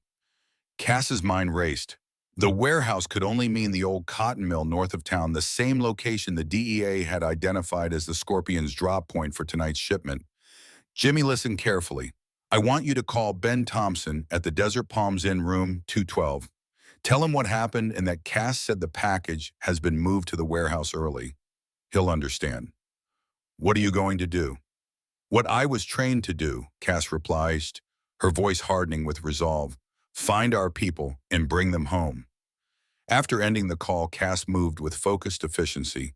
From a locked-in cabinet in her bedroom, and she retrieved a small go-bag containing essential tactical gear, a combat knife, first aid kit, zip ties, and a compact flashlight with strobe capability. She strapped the knife to her ankle, concealed beneath her jeans, and secured the rest in various pockets of her father's leather jacket. The M1911 pistol presented a dilemma. Carrying it would provide a significant tactical advantage, but could escalate the situation dangerously if discovered. After brief consideration, she decided to bring it, securing the weapon in a custom holster at the small of her back, hidden beneath her jacket. 10 minutes later, she was in her taxi, heading north toward the abandoned mill. Her plan was simple but flexible: conduct reconnaissance, assess the situation, and extract Mike with minimal confrontation if possible. If the situation required more direct intervention, she was prepared for that as well. The old cotton mill had been a cornerstone of Riverdale's economy from the 1950s through the early 1990s, when cheaper foreign imports had forced its closure. The sprawling complex included a main processing building, administrative offices, and several warehouses for raw cotton and finished products. Set back from the highway and surrounded by scrubland, it provided ideal isolation for illicit activities. Cass parked her taxi a quarter mile from the mill, concealing it behind a stand of mesquite trees. From there, she approached on foot, using the natural terrain for cover. The afternoon sun cast long shadows across the desert landscape, providing additional concealment as she closed in on the perimeter. The first sign of Scorpion presence was a pair of motorcycles parked behind the main warehouse building. Moving with the silent precision honed through years of military training, Cass circled the complex, identifying entry points and security measures. Her assessment confirmed what she had suspected: the Scorpions maintained only minimal security during daylight hours, likely to avoid drawing attention to their operations. Two guards patrolled the perimeter at irregular intervals, armed with handguns worn openly on their hips. A third man stationed at the main entrance appeared to be monitoring communications through an earpiece. Their positioning suggested a focus on external threats rather than containment, increasing the likelihood that Mike was being held somewhere within the main warehouse. Cass completed her reconnaissance circuit, identifying a partially collapsed loading dock on the building's southern face as her best entry point. Timing her movement between guard patrols, she slipped inside the warehouse, entering a cavernous space filled with the ghostly silhouettes of abandoned machinery. The interior was dim, illuminated only by shafts of sunlight penetrating through broken windows and gaps in the metal roof. Cass paused, allowing her eyes to adjust to the reduced light while listening intently for any sounds that might reveal Mike's location. A muffled voice echoed from deeper within the building, followed by a harsh laugh. Cass moved toward the sound, navigating through a maze of rusted equipment and collapsed shelving. The voices grew clearer as she approached what appeared to be a former office area in the warehouse's northwest corner. "Thought you were tough, didn't you, kid?" a gruff voice was saying. "Not so tough now, are you?" "I didn't do anything," Mike's voice responded, strained but defiant. "You guys trashed the garage. I was just trying to stop you." A dull thud was followed by a grunt of pain. "You disrespected the club," another voice said. "Nobody disrespects the Scorpions," and walks away. Cass reached the office area, finding a position behind a large piece of machinery that afforded a view of the scene while providing cover. Mike was tied to a chair in the center of what had once been a supervisor's office, his face bruised, but his expression still defiant. Three Scorpions surrounded him, one she recognized as Russo, the others unfamiliar. "The boss wants to talk to you himself," Russo was saying, leaning close to Mike's face. "He's very interested in why a garage punk was taking pictures of our operation last week." Cass's breath caught. Pictures. This was worse than she had thought. If Mike had been documenting the Scorpions' activities, it would explain their aggressive response. "I don't know what you're talking about," Mike insisted. "I wasn't taking any pictures." One of the other Scorpions held up Mike's cell phone. "Then what are these?" He turned the screen toward Mike, displaying what appeared to be photographs of Scorpion members unloading crates from a truck. "I was just taking pictures of classic bikes for reference." Mike said, the lie transparent in his voice. "For restoration projects at the garage." Russo laughed humorlessly. "You expect us to believe that those photos show our supply chain, kid? That makes you either very stupid or very dangerous." He checked his watch. "Viper will be here in an hour. He'll decide what to do with you." The third Scorpion, who had remained silent until now, spoke up.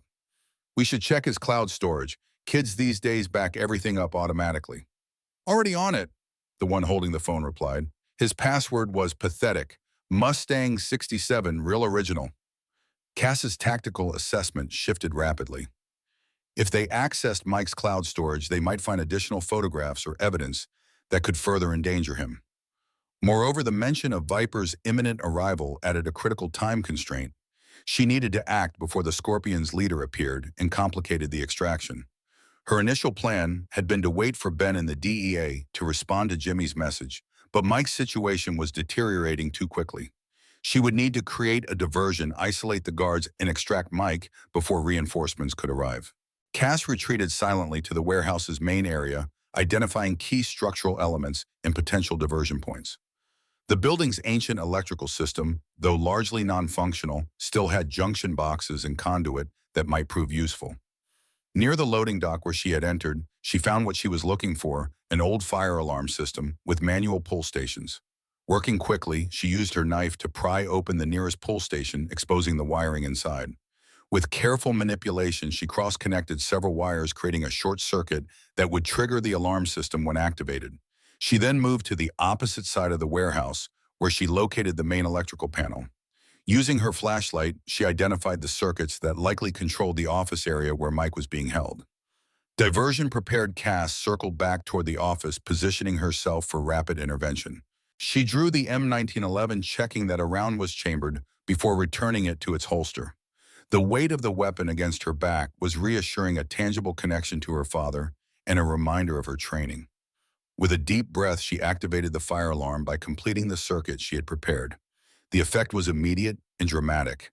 A deafening klaxon echoed through the warehouse, accompanied by the strobe of emergency lights that had somehow remained functional despite years of neglect. "What the hell?" Russo's voice carried over the alarm. "Check it out," he ordered one of his companions. "Could be a malfunction or could be trouble." As the first Scorpion exited the office, Cass moved to the electrical panel and cut power to the office section. Darkness fell over that portion of the warehouse, adding to the confusion created by the alarm. The second Scorpion emerged from the office, flashlight in hand, moving cautiously toward the main warehouse area. Cass waited until he was separated from his companions, then approached from behind. A precise strike to the base of the skull with the butt of her pistol rendered him unconscious before he could react. She moved quickly to secure him with zip ties, then proceeded toward the office where Russo remained with Mike. The alarm continued to wail, masking her approach as she reached the doorway. Russo stood in the center of the darkened office, his back to the door, a flashlight in one hand and a pistol in the other. "Javier Marcus, report in," he called out, receiving no response from his incapacitated companions.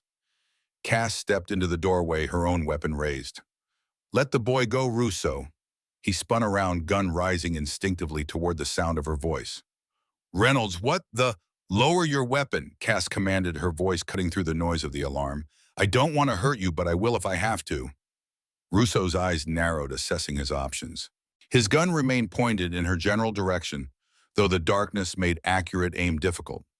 "You're making a big mistake. You have no idea what you're walking into." "I know exactly what I'm walking into," Cass replied. "I know about the drug shipments, the distribution network, Viper's expansion plans. And I know about your brother Michael. He deserved better than to have his memory dishonored like this."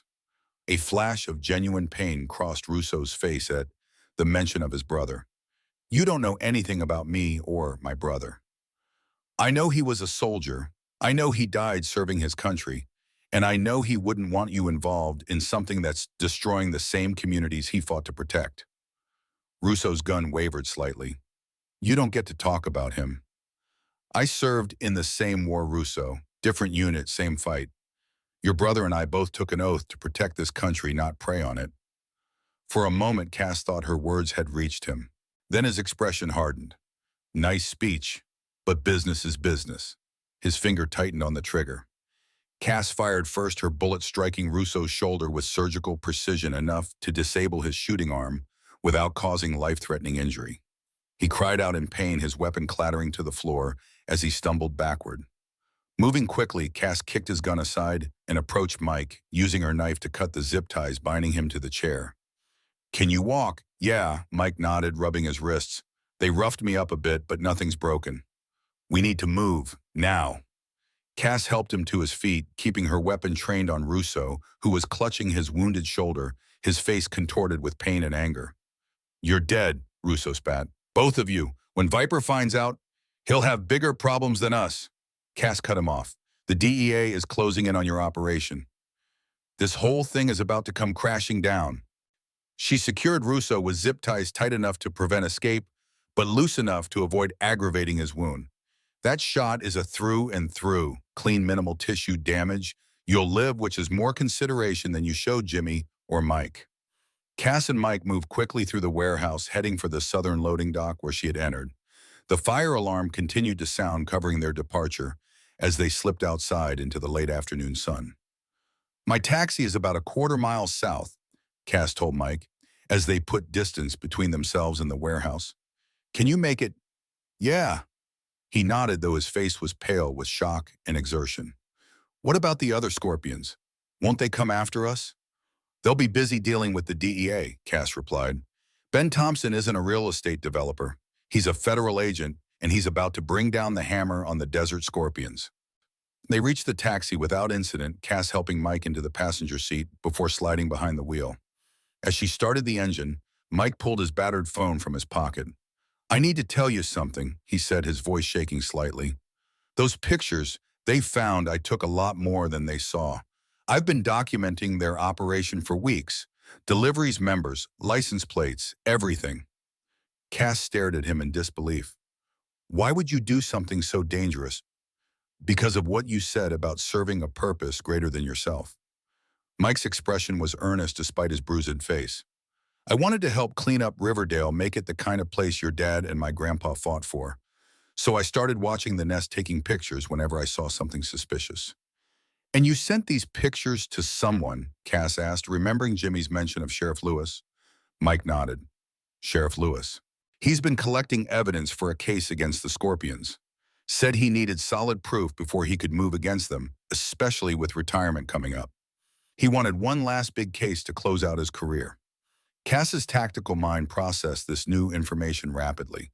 If Lewis had been building a case against the Scorpions, it could explain their aggressive expansion.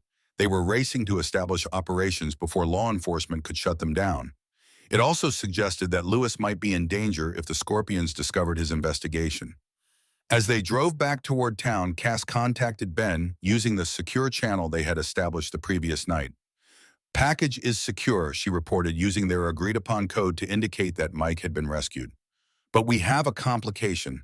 Target location is compromised, and the primary suspect may be arriving early." "Understood," Ben replied. "We're accelerating our timetable. Tactical teams are moving into position now. Rendezvous at the secondary location in 30 minutes." The secondary location, an abandoned gas station on the outskirts of town, had been designated as their emergency meeting point. Cass altered her route accordingly, constantly checking her mirrors for signs of pursuit.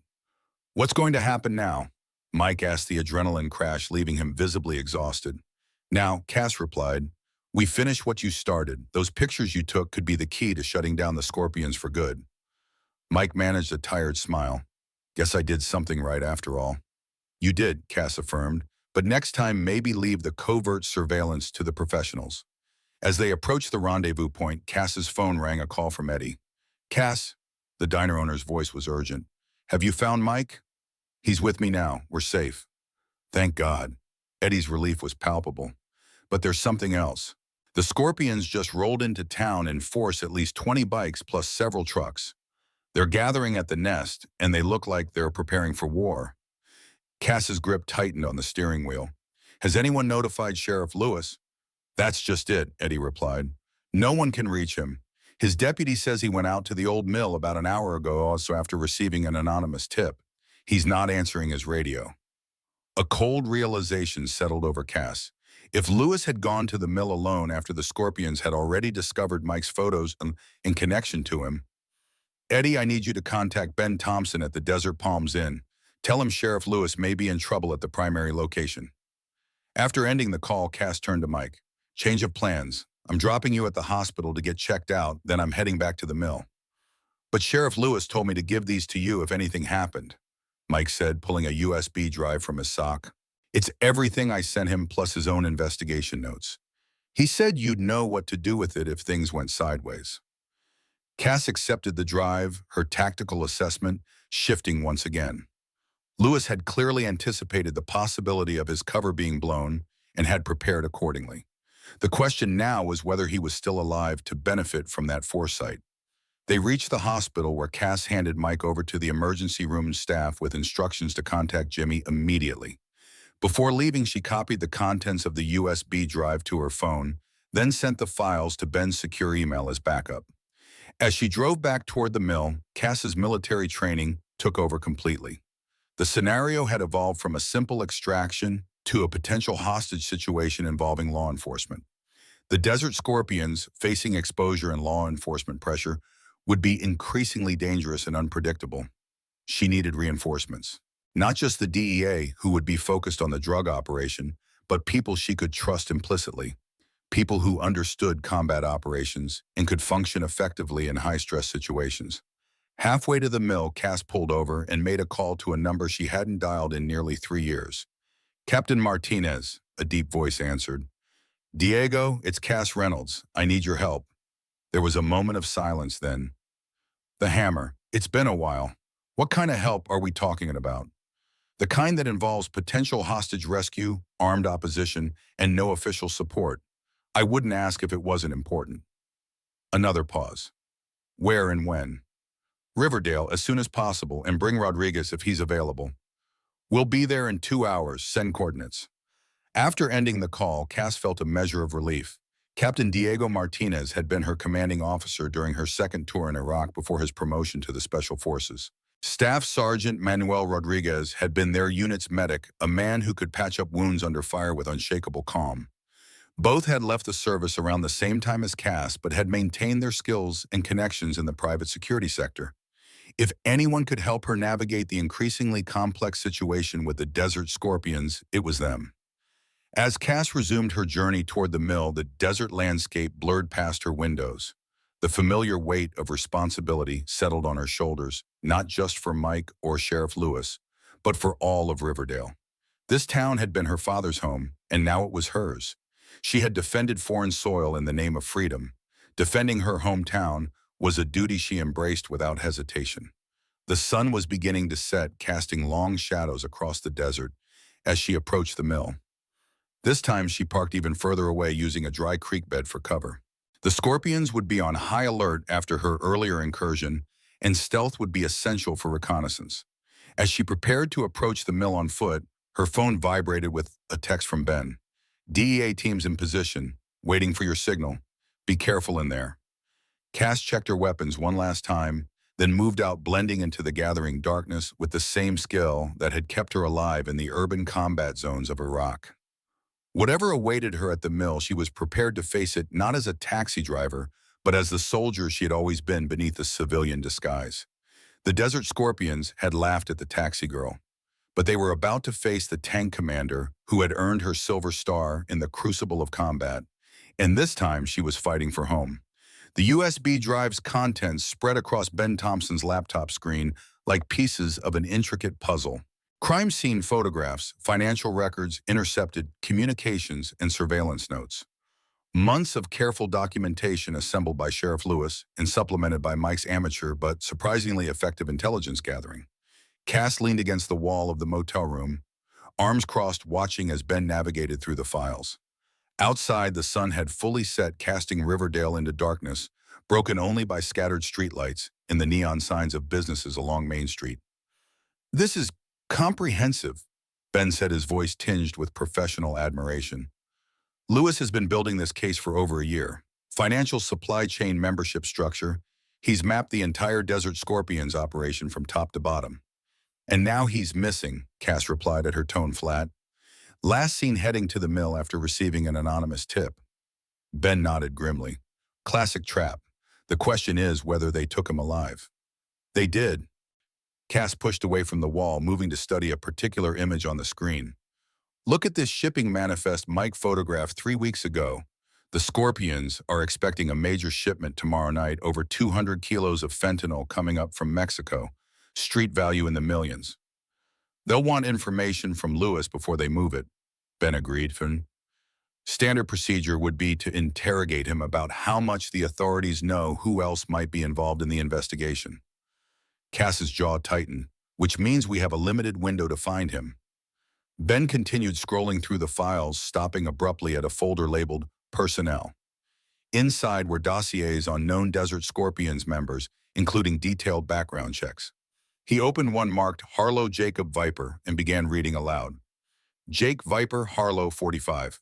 Former Army Ranger, served in Somalia 1993. Received general discharge under honorable conditions following an incident involving civilian casualties that was later ruled as justified under rules of engagement." Ben's eyebrows rose slightly. "That tracks with our DEA file, but Lewis has more personal details. Parents deceased, no siblings, divorced twice. Formed the Desert Scorpions in Phoenix in 2000 initially as a legitimate motorcycle club for veterans." "What turned him?" Cass asked. Ben continued reading. According to Lewis's notes, Harlow struggled with PTSD and addiction issues after discharge. The club was originally formed as a support network for vets facing similar challenges. Things changed around 2010 when Harlow connected with Mexican cartels looking for distribution networks in the Southwest. So he started as one of the good guys, Cass mused, thinking of her own difficult transition to civilian life. Many of them did. Ben opened another file labeled Reynolds Cassandra, including you. Cass's expression hardened. What is that, your file? Lewis has been keeping tabs on you since you returned to Riverdale 3 years ago. Ben turned the laptop so she could see the screen. Military service record, medical history, psychological evaluation following the Mosul incident. It's all here. A cold knot formed in Cass's stomach as she scanned the document. The level of detail went far beyond what should have been accessible to a small-town sheriff. How did he get this information? Some of these files are classified. That's the question, isn't it? Ben's voice was grim. Lewis has connections to military intelligence that a sheriff from Riverdale, Arizona shouldn't have. And there's more. He opened another file containing surveillance photos of Cass at Eddie's diner working on her Mustang with Mike, even entering her cabin. He's been watching me, Cass said quietly, anger building beneath her calm exterior. Why? Ben's expression was troubled as he continued through the files.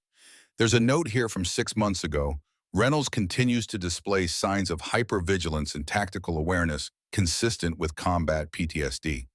Maintains operational readiness despite civilian cover. Potential asset or liability depending on circumstances. Asset or liability. Cass repeated the words, landing like stones. He was assessing me for something. There's more. Ben opened a document dated just 2 weeks earlier. Reynolds' military background and local knowledge make her ideal for Operation Clean Sweep. Her connection to Richardson would provide necessary cover for insertion. Richardson. Cass frowned. I don't know anyone by that name. Ben typed rapidly, searching through the files until he found another document, a communication log between Lewis and someone identified only as Control. He read aloud, Subject Richardson, a.k.a. Viper, remains unaware of connection to Operation Sandstorm. Asset Reynolds to be activated only if primary containment fails. The implications hit Cass like a physical blow. Lewis is undercover. He's been investigating the Desert Scorpions as part of a larger operation. Not just any operation, Ben said, his voice hollow with realization. Operation Sandstorm, the same DEA mission I'm part of. He looked up at Cass, his expression grave. Lewis isn't just the local sheriff. He's deep cover federal, probably DEA or FBI. And now he's been compromised, Cass concluded. The question is how. Ben turned back to the laptop, searching through the files with renewed urgency. Here a notation from 3 days ago. Security compromised. Surveillance detected at primary residence. Initiating containment protocols. If no contact within 72 hours, activate Reynolds via Protocol Zulu. Protocol Zulu, Cass asked. Military Emergency Extraction Code, Ben explained. Used when an operator is compromised in hostile territory and standard channels are unsafe. Cass paced the small motel room, processing this revelation. So Lewis isn't dirty. He's deep cover law enforcement who got made by the Scorpions. And he deliberately set you up as his backup, Ben added. That's why he cultivated a relationship with Mike, why he kept such detailed files on you. He was creating a failsafe in case his cover was blown. A memory surfaced in Cass's mind. Lewis, at her father's funeral, his hand on her shoulder, as he promised to keep an eye on her when she returned from deployment. Had that been genuine concern from her father's friend, or the beginning of a long-term operational strategy? There's something else you should see, Ben said, interrupting her thoughts. He opened a video file, security camera footage from what appeared to be the nest. The timestamp showed it was from the previous night. The image quality was poor but clear enough to show Sheriff Lewis being escorted into the building by 2 Scorpions members, his hands bound behind his back. He's alive, Cass said, relief evident in her voice despite the circumstances. For now, Ben agreed, but if Viper realizes Lewis is federal, that won't last. Cass's tactical mind shifted into high gear, assessing options and formulating a plan. When are your DEA teams planning to move around the mill? Tomorrow night, when the shipment arrives, we have tactical units positioning throughout the day, surveillance on all approach routes. That's too late for Lewis, Cass said firmly. If Viper is planning a major drug transfer tomorrow, he'll want to tie up loose ends beforehand. Lewis won't survive the night. Ben frowned. We can't move up the operation. It's taken months to coordinate, and we need to catch them with the shipment to make the charges stick. Then we need a two-phase approach, Cass replied, her voice taking on the command tone she'd used with her tank crew. Extraction team goes in tonight to get Lewis out. Main operation proceeds as planned tomorrow to take down the network. The DEA won't authorize an extraction without full tactical support, Ben said, though his expression suggested he was already considering alternatives. Then we don't ask for authorization. Cass met his gaze steadily. My team will be here within the hour.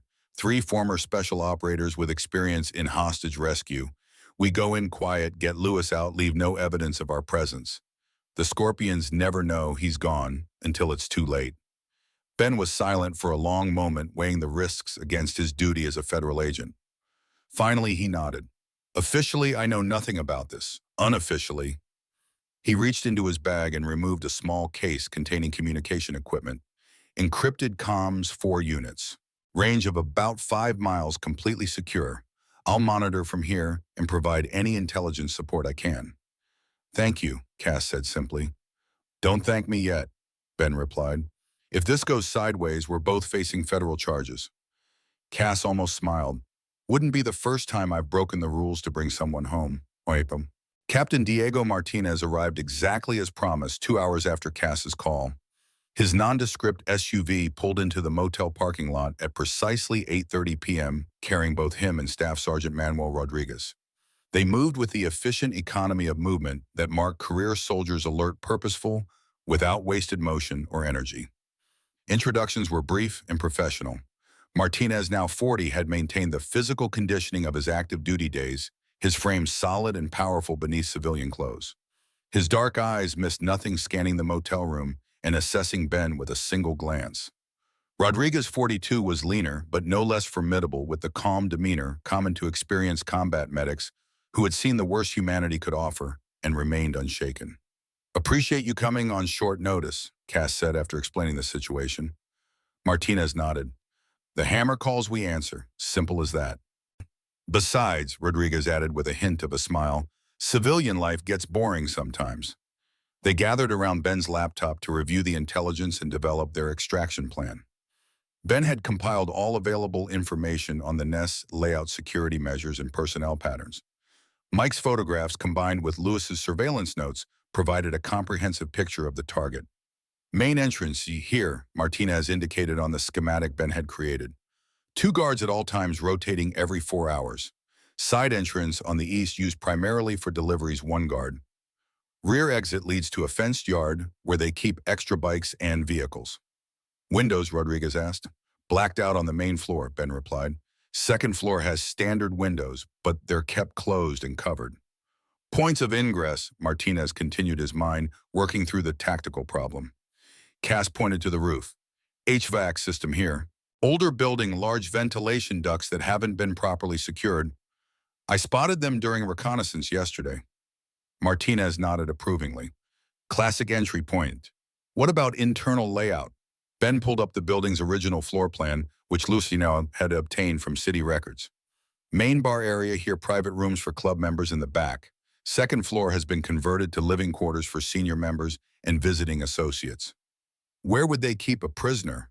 Rodriguez asked. Basement, Cass and Martinez said simultaneously. Ben confirmed with a nod. Building has a full basement originally used for storage. Single stairwell access point, no windows. Perfect holding cell, Martinez observed. Limited access, no visibility from outside, soundproof. They spent the next hour developing a detailed extraction plan. Martinez would take point on the infiltration using the HVAC system to gain entry. Rodriguez would secure their exit route and provide medical support once Lewis was located. Cass would navigate the interior based on her reconnaissance and provide combat support if needed. As they finalized the details, Ben provided each of them with the encrypted communication units. Channel 3 is secure. I'll monitor from here and relay any updates on Scorpion movements. Weapons, Martinez asked. In response, Cass moved to her taxi parked outside and opened the trunk.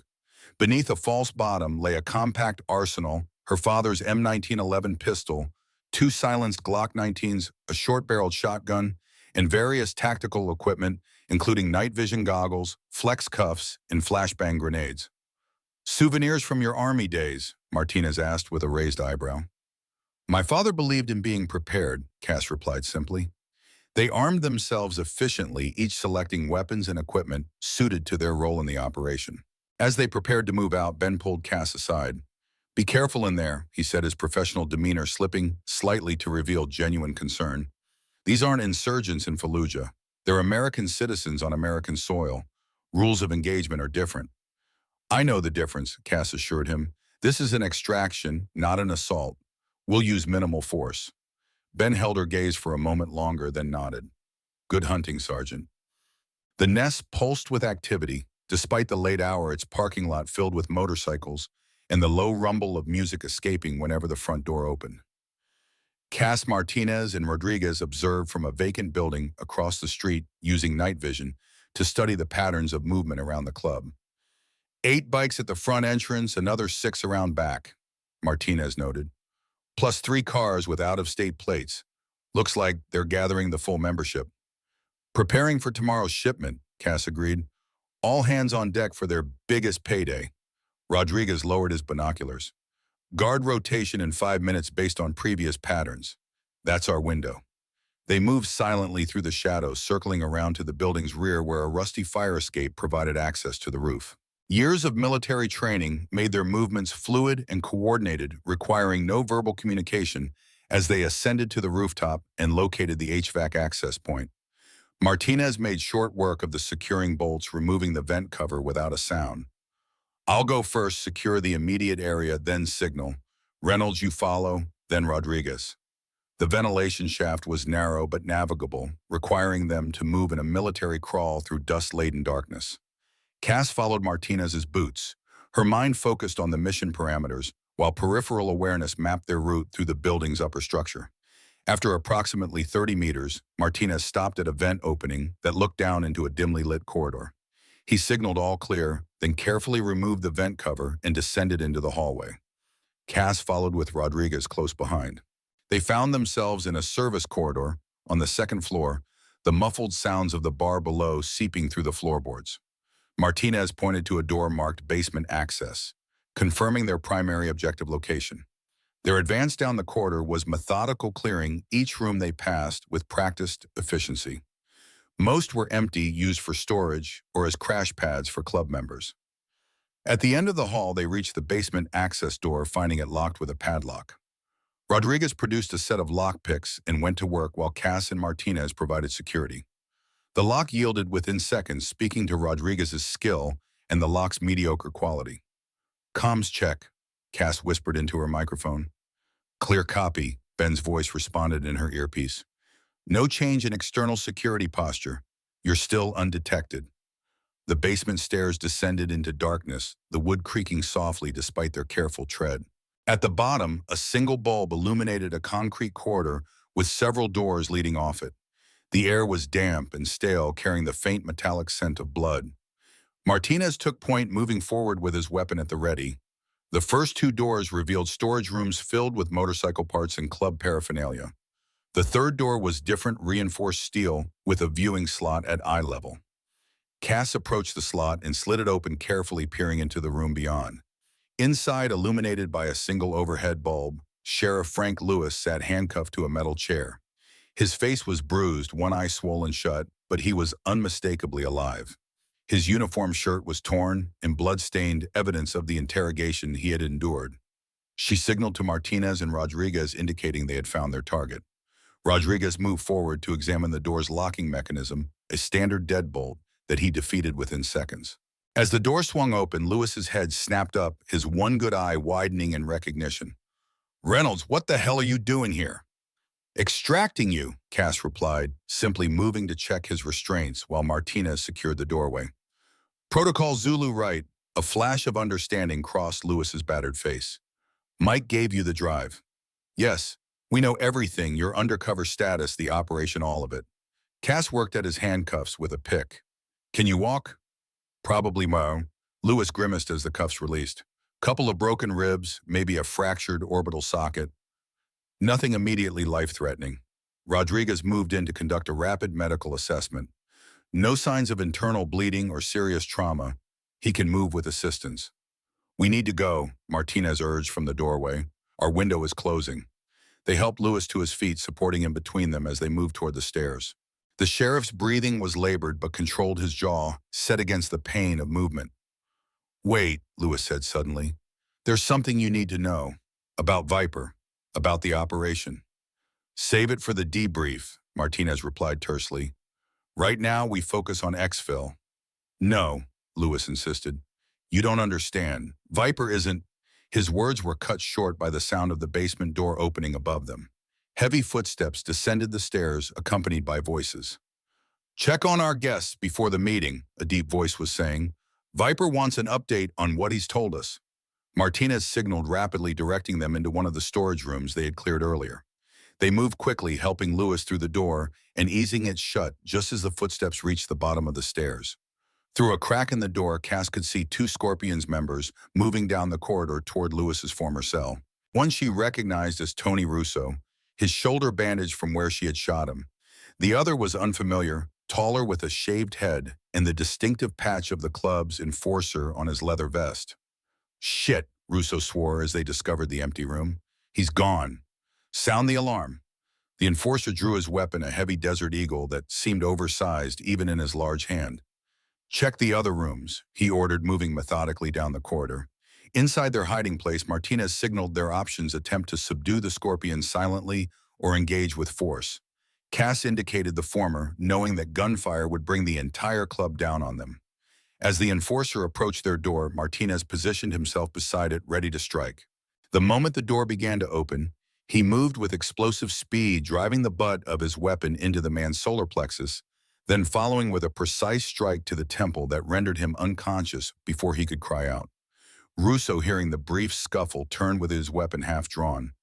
Cass was on him in an instant, closing the distance before he could aim, driving her knee into his wounded shoulder. His cry of pain was cut short by Rodriguez clamping a hand over his mouth while Cass secured his arms. Remember me, she whispered as Russo's eyes widened in recognition. We're leaving with Sheriff Lewis. You're going to help us do that quietly or things get very unpleasant. Understand? Russo nodded reluctantly, the fight going out of him as Martinez's weapon pressed against his spine. Good choice, Cass said. Now what's the quietest way out of this building? Service entrance, Russo replied hoarsely. East side by the kitchen. Only one guard, and he's usually smoking. Lead the way, Martinez ordered. Any tricks, and you'll be the first to die. With Russo as their reluctant guide and the unconscious enforcer secured with flex cuffs in the storage room, they made their way back up the stairs and through a service corridor that bypassed the main bar area. Lewis moved with growing strength, the adrenaline of escape temporarily overriding his injuries. Reynolds, he said quietly as they navigated the corridor, you need to know something important. Viper. Quiet, Martinez hissed as they approached the service entrance. Talk when we're clear. The exit was just as Russo had described, a single door with a bored-looking guard leaning against the wall outside, cigarette in hand. Martinez handed Russo to Rodriguez, then moved forward to deal with the sentry.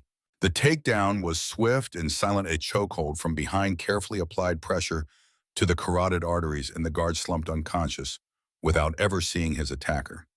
Martinez dragged him inside, securing him with flex cuffs before rejoining the group. Clear path to the extraction vehicle, he reported. 200 meters northeast, minimal exposure. They moved out, maintaining tactical spacing despite the need for haste. Lewis kept pace surprisingly well, his law enforcement training evident in his movements despite his injuries. Russo, secured between Cass and Rodriguez, offered no resistance. They had covered half the distance to their vehicle when Ben's voice crackled in their earpieces.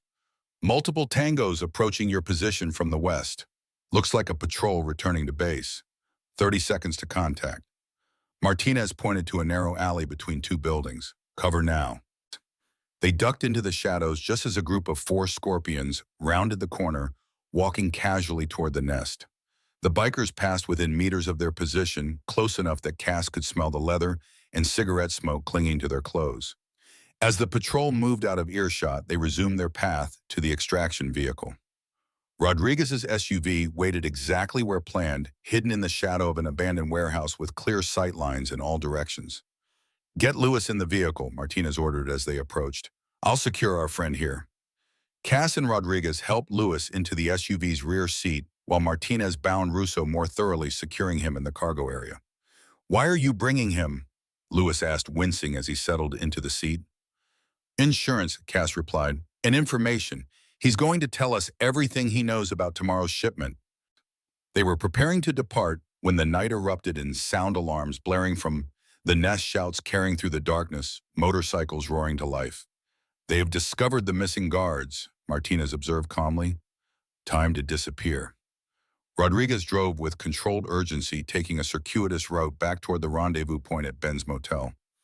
In the rear seat, Lewis finally had the opportunity to speak. "Reynolds, listen to me," he said, his voice stronger now, despite his injuries. "There's something critical you need to know about this operation, something that wasn't in the files."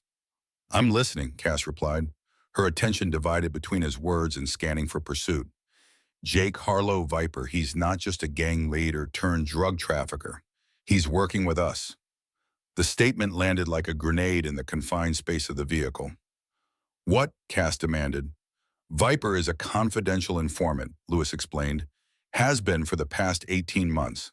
He made a deal with the DEA after they caught him with enough evidence to put him away for life.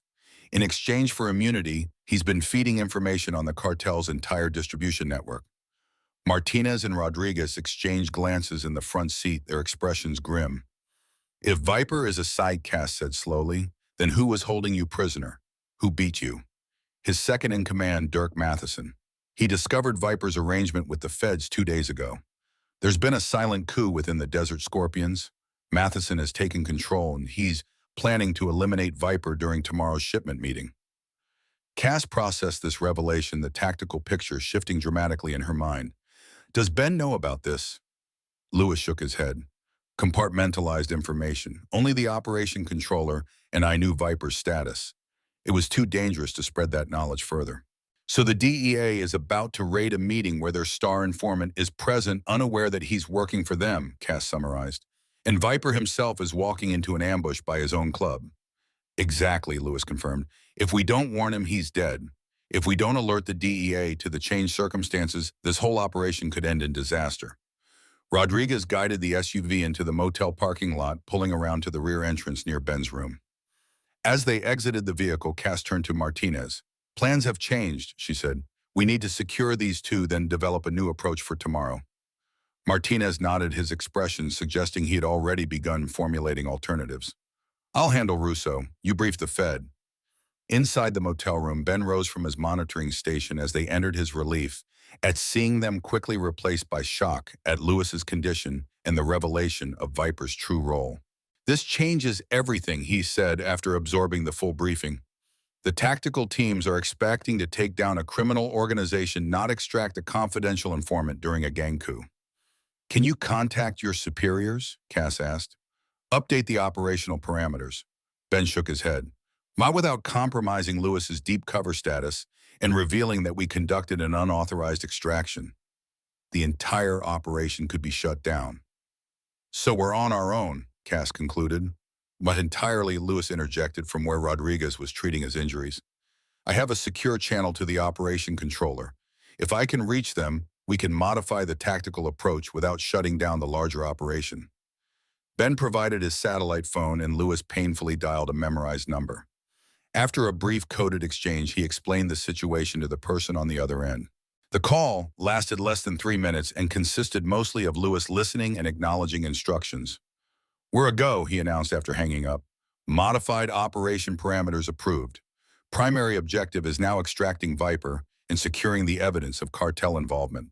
Secondary objective is apprehending Matheson and his loyalists." "What's our role?" Martinez asked. "We're the advance team," Lewis replied. "We go in ahead of the main DEA force, locate Viper, warn him of the betrayal, and get him to safety before Matheson can execute his plan." "And if Matheson's men engage?" Rodriguez asked. "We defend ourselves as necessary," Lewis stated. "But the priority is Viper's extraction, not neutralizing the threat. The main DEA force will handle that aspect. Cass turned to their prisoner, who had been secured to a chair in the corner, listening to the exchange with increasing confusion. Russo, she addressed him directly, where is this meeting happening tomorrow? And don't lie, your life depends on accurate information. Russo looked between them, calculation evident in his eyes. What's in it for me if I help? Reduce charges, Ben offered immediately. Cooperation with federal authorities carries significant sentencing benefits. The mill, Russo said after a moment's consideration. Northern loading dock. Shipment arrives at 10 p.m. Meeting starts at 9. Viper, Matheson, and the senior members, plus the cartel representative. How many gunmen? Martinez asked. At least 20 Scorpions, all armed, plus whatever muscle the cartel brings. Cass exchanged glances with Martinez and Rodriguez. The odds were long, but they'd faced worse in combat zones overseas. We need a plan, she said, turning to the impromptu tactical board Ben had created on the motel room wall, and we need an edge they won't expect. Martinez smiled slightly. I think I know just the thing. Okay. Dawn broke over Riverdale with a crimson intensity that painted the desert landscape in hues of fire. Cass stood in Jimmy's garage, surveying the work they had accomplished through the night. Her yellow taxicab had been transformed. Reinforced steel panels now lined the doors, and trunk carefully welded in place by Jimmy himself once he understood the stakes. The windows had been replaced with polycarbonate sheets, not bulletproof, but significantly more resistant than standard glass. Under the hood, the already modified engine had received additional tuning, pushing its output well beyond factory specifications. Most significant were the concealed compartments built into the vehicle's structure spaces designed to hold weapons communication equipment and tactical gear, all accessible from within the cabin, but invisible to casual inspection. She's ready, Jimmy announced, wiping grease from his hands. Not exactly a tank, but she'll get the job done. Thanks, Jimmy, Cass replied, running her hand along the taxi's roof. This means a lot. Just bring yourself back in one piece, the old mechanic said gruffly, and put those Scorpions out of business for good. Mike approached carrying a box of ammunition that Martinez had requested. Despite his injuries from his time as the Scorpion's prisoner, he had insisted on helping with preparations. I want to come with you, he said, not for the first time since the planning had begun. Not happening, Cass responded firmly. You have done your part, Mike. More than enough. But no buts. She placed a hand on his shoulder. What you did gathering that intelligence, standing up to the Scorpions, it took real courage, the kind they look for in soldiers. But this part of the mission requires training you don't have yet. Mike nodded reluctantly, understanding the logic even as he chafed against it. Just be careful, okay? Those guys don't fight fair. Neither do I, Cass assured him with a slight smile. Martinez entered the garage carrying several duffel bags of equipment. Vehicle's looking good, he observed. Communications gear is set up. Rodriguez has finished treating Lewis. He's insisting on joining the operation. Is he fit for duty? Cass asked. Not by military standards, Martinez admitted, but he knows Viper's recognition signals and authentication codes. We need him to make the initial contact. Cass nodded, accepting the necessity despite her concerns for Lewis's condition. What about our approach? The mill will be heavily watched after last night's activities. That's where this comes in, Martinez replied, unzipping one of the duffel bags to reveal sophisticated electronic equipment. Signal jammers, counter-surveillance gear, thermal blankets. We go in dark, silent, and invisible to conventional detection methods. And the taxi, our Trojan horse, Martinez explained. They're expecting vehicles for the meeting. One more won't draw attention until it's too late. We position at the perimeter, observe the gathering, identify Viper and Matheson, then move when the moment is right. The plan was risky but sound, leveraging their small team's mobility and experience against the Scorpions' superior numbers. Timing would be critical. They needed to extract Viper before Matheson made his move, but also before the main DEA force arrived and the situation devolved into chaos. As they loaded the final equipment into the modified taxi, Cass felt the familiar calm that always preceded combat operations. The nervous energy, the doubts, the peripheral concerns all faded away, replaced by crystal clarity and focused purpose. Ben arrived as they were completing preparations, his DEA credentials now displayed openly on his belt. Main forces in position, he reported, tactical teams surrounding the mill at maximum distance to avoid detection. They'll move on my signal. And our window, Cass asked. You have until 9:45 p.m. to locate and extract Viper, Ben replied. At that point, the DEA moves in regardless of your status.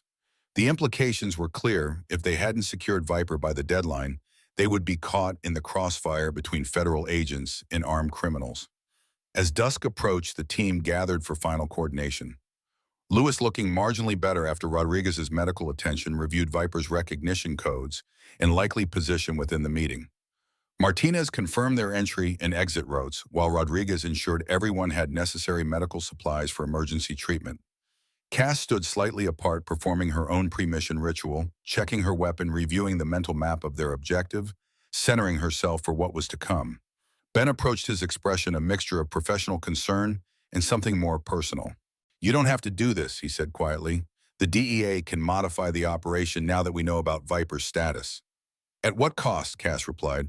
Months of work blown, a cartel connection lost, and Matheson potentially escaping in the confusion. Besides, she added with a hint of her old determination, I started this. I'm going to finish it. Ben studied her for a moment, then nodded. Be careful in there, Sergeant. Always Agent Thompson. As darkness enveloped Riverdale, the modified taxi pulled out of Jimmy's garage with Cass behind the wheel. Martinez rode shotgun with Lewis and Rodriguez in the rear, all dressed in nondescript clothing that concealed body armor and tactical gear. The vehicle moved smoothly through the quiet streets, attracting no attention as it headed north toward the abandoned mill. From the garage doorway, Mike and Jimmy watched them depart, the older man's arm around the teenager's shoulders as in a gesture of solidarity and concern. They'll be okay, right? Mike asked, uncertainty creeping into his voice. Jimmy nodded slowly. Son, I've known soldiers like Cass Reynolds my whole life. The real ones, the ones who lead from the front. They come home. Maybe not without scars, but they come home. Inside the taxi, Cass switched on the radio, tuning to a classic rock station. The opening notes of Creedence Clearwater Revival's Fortunate Son filled the cabin, drawing a smile from Martinez. Appropriate, he commented. My father's favorite, Cass replied, accelerating toward their objective, as John Fogerty's raw voice sang of war and those sent to fight it. The old cotton mill loomed against the night sky like a monument to forgotten industry, its silhouette broken by the occasional glint of light where security personnel moved with flashlights. From their observation position 200 yards away, Cass counted at least 15 motorcycles and 5 vehicles parked near the northern loading dock, the Scorpions gathering for their moment of triumph, unaware of the betrayal and intervention about to unfold. Target building is hot, Martinez reported into their secure comm system. Multiple sentries, standard patrol pattern concentrated at the north entrance. Copy that, Ben's voice responded from his position with the DEA Tactical Command. Satellite imagery shows approximately 25 individuals inside the main structure. Thermal signatures suggest they're gathered in the loading area. Cass studied the scene through night vision binoculars, identifying potential approaches and obstacles. East side appears minimally guarded. 2 sentries widely spaced. That's our entry point. Lewis, who had insisted on joining the infiltration despite his injuries, pointed to a smaller building adjacent to the main structure. Vehicle maintenance shed, connected to the main loading dock by an enclosed walkway. Viper always positions himself with sight lines to all exits. He'll be near that junction. Matheson, Martinez asked. Historically stays close to Viper during meetings, Lewis replied. Maintains the appearance of loyalty while keeping his boss under observation. Rodriguez completed his equipment check, ensuring their medical and tactical gear was properly distributed. We're ready to move on your mark. Cass took one final survey of the target, then nodded. Phase 1 begins now, radio discipline from this point forward. They moved out, abandoning the taxi at their observation point and proceeding on foot through the desert scrubland that surrounded the mill. Their approach was slow and methodical, using natural terrain features for cover, while thermal blankets masked their heat signatures from any sophisticated surveillance equipment the Scorpions might possess. The first challenge came at the perimeter fence chain link, topped with razor wire installed during the mill's operational days and now serving the Scorpions' security needs. Rodriguez produced compact wire cutters, creating an opening just large enough for them to pass through one at a time. Once inside the fence line, they split into 2 elements as planned. Martinez and Rodriguez would create a diversion at the western edge of the complex, drawing attention and security resources away from the main building. Meanwhile, Cass and Lewis would infiltrate through the maintenance shed, locate Viper, and initiate the extraction. Cass and Lewis moved silently toward their objective, using shadows and abandoned equipment for concealment. Despite his injuries, Lewis maintained pace, his law enforcement training evident in his movements. As they approached the maintenance shed, Cass spotted a single guard smoking outside the entrance, his attention focused on his phone rather than his surroundings. She signaled to Lewis, indicating she would handle the sentry. Drawing the combat knife from her ankle sheath, Cass circled behind the maintenance shed, approaching the guard from his blind spot. The takedown was swift and silent, one hand clamping over his mouth while the other pressed the knife against his throat, not breaking skin, but making the threat unmistakable. "Not a sound," she whispered. "Not if you understand." The guard nodded frantically, his body rigid with fear. "How many inside the main building?" Cass demanded. "20, maybe 25, he stammered quietly. "Viper, Matheson, all the patch holders, plus some Mexican guys who arrived an hour ago." "Where exactly is Viper?" "Command table on the loading dock. North wall under the foreman's office." Cass rendered the guard unconscious with a practiced chokehold, then secured him with flex cuffs and concealed him behind some equipment. Lewis joined her, and together they entered the maintenance shed, finding it empty except for tools and spare motorcycle parts. The enclosed walkway connecting to the main building provided their next challenge, a straight corridor with no cover potentially visible from the loading dock area. Cass checked her watch, 9:15 p.m. 30 minutes until the DEA's planned intervention. "We need a distraction," she whispered to Lewis. As if on cue, a series of explosions erupted from the western edge of the complex, Martinez and Rodriguez initiating their diversion. The carefully placed charges weren't designed to cause casualties, but their noise and light show created the impression of a significant attack. Shouts of alarm echoed from the main building, followed by the sound of running feet as Scorpion's members responded to the perceived threat. Cass and Lewis seized the opportunity, moving quickly through the connecting walkway and positioning themselves at its terminus with a view of the loading dock area. The scene before them confirmed the guard's information. A large table had been set up on the concrete floor, surrounded by senior Scorpions members and several well-dressed men who were clearly the cartel representatives. Maps and documents were spread across the table's surface, illuminated by overhead lights that created harsh shadows in the cavernous space.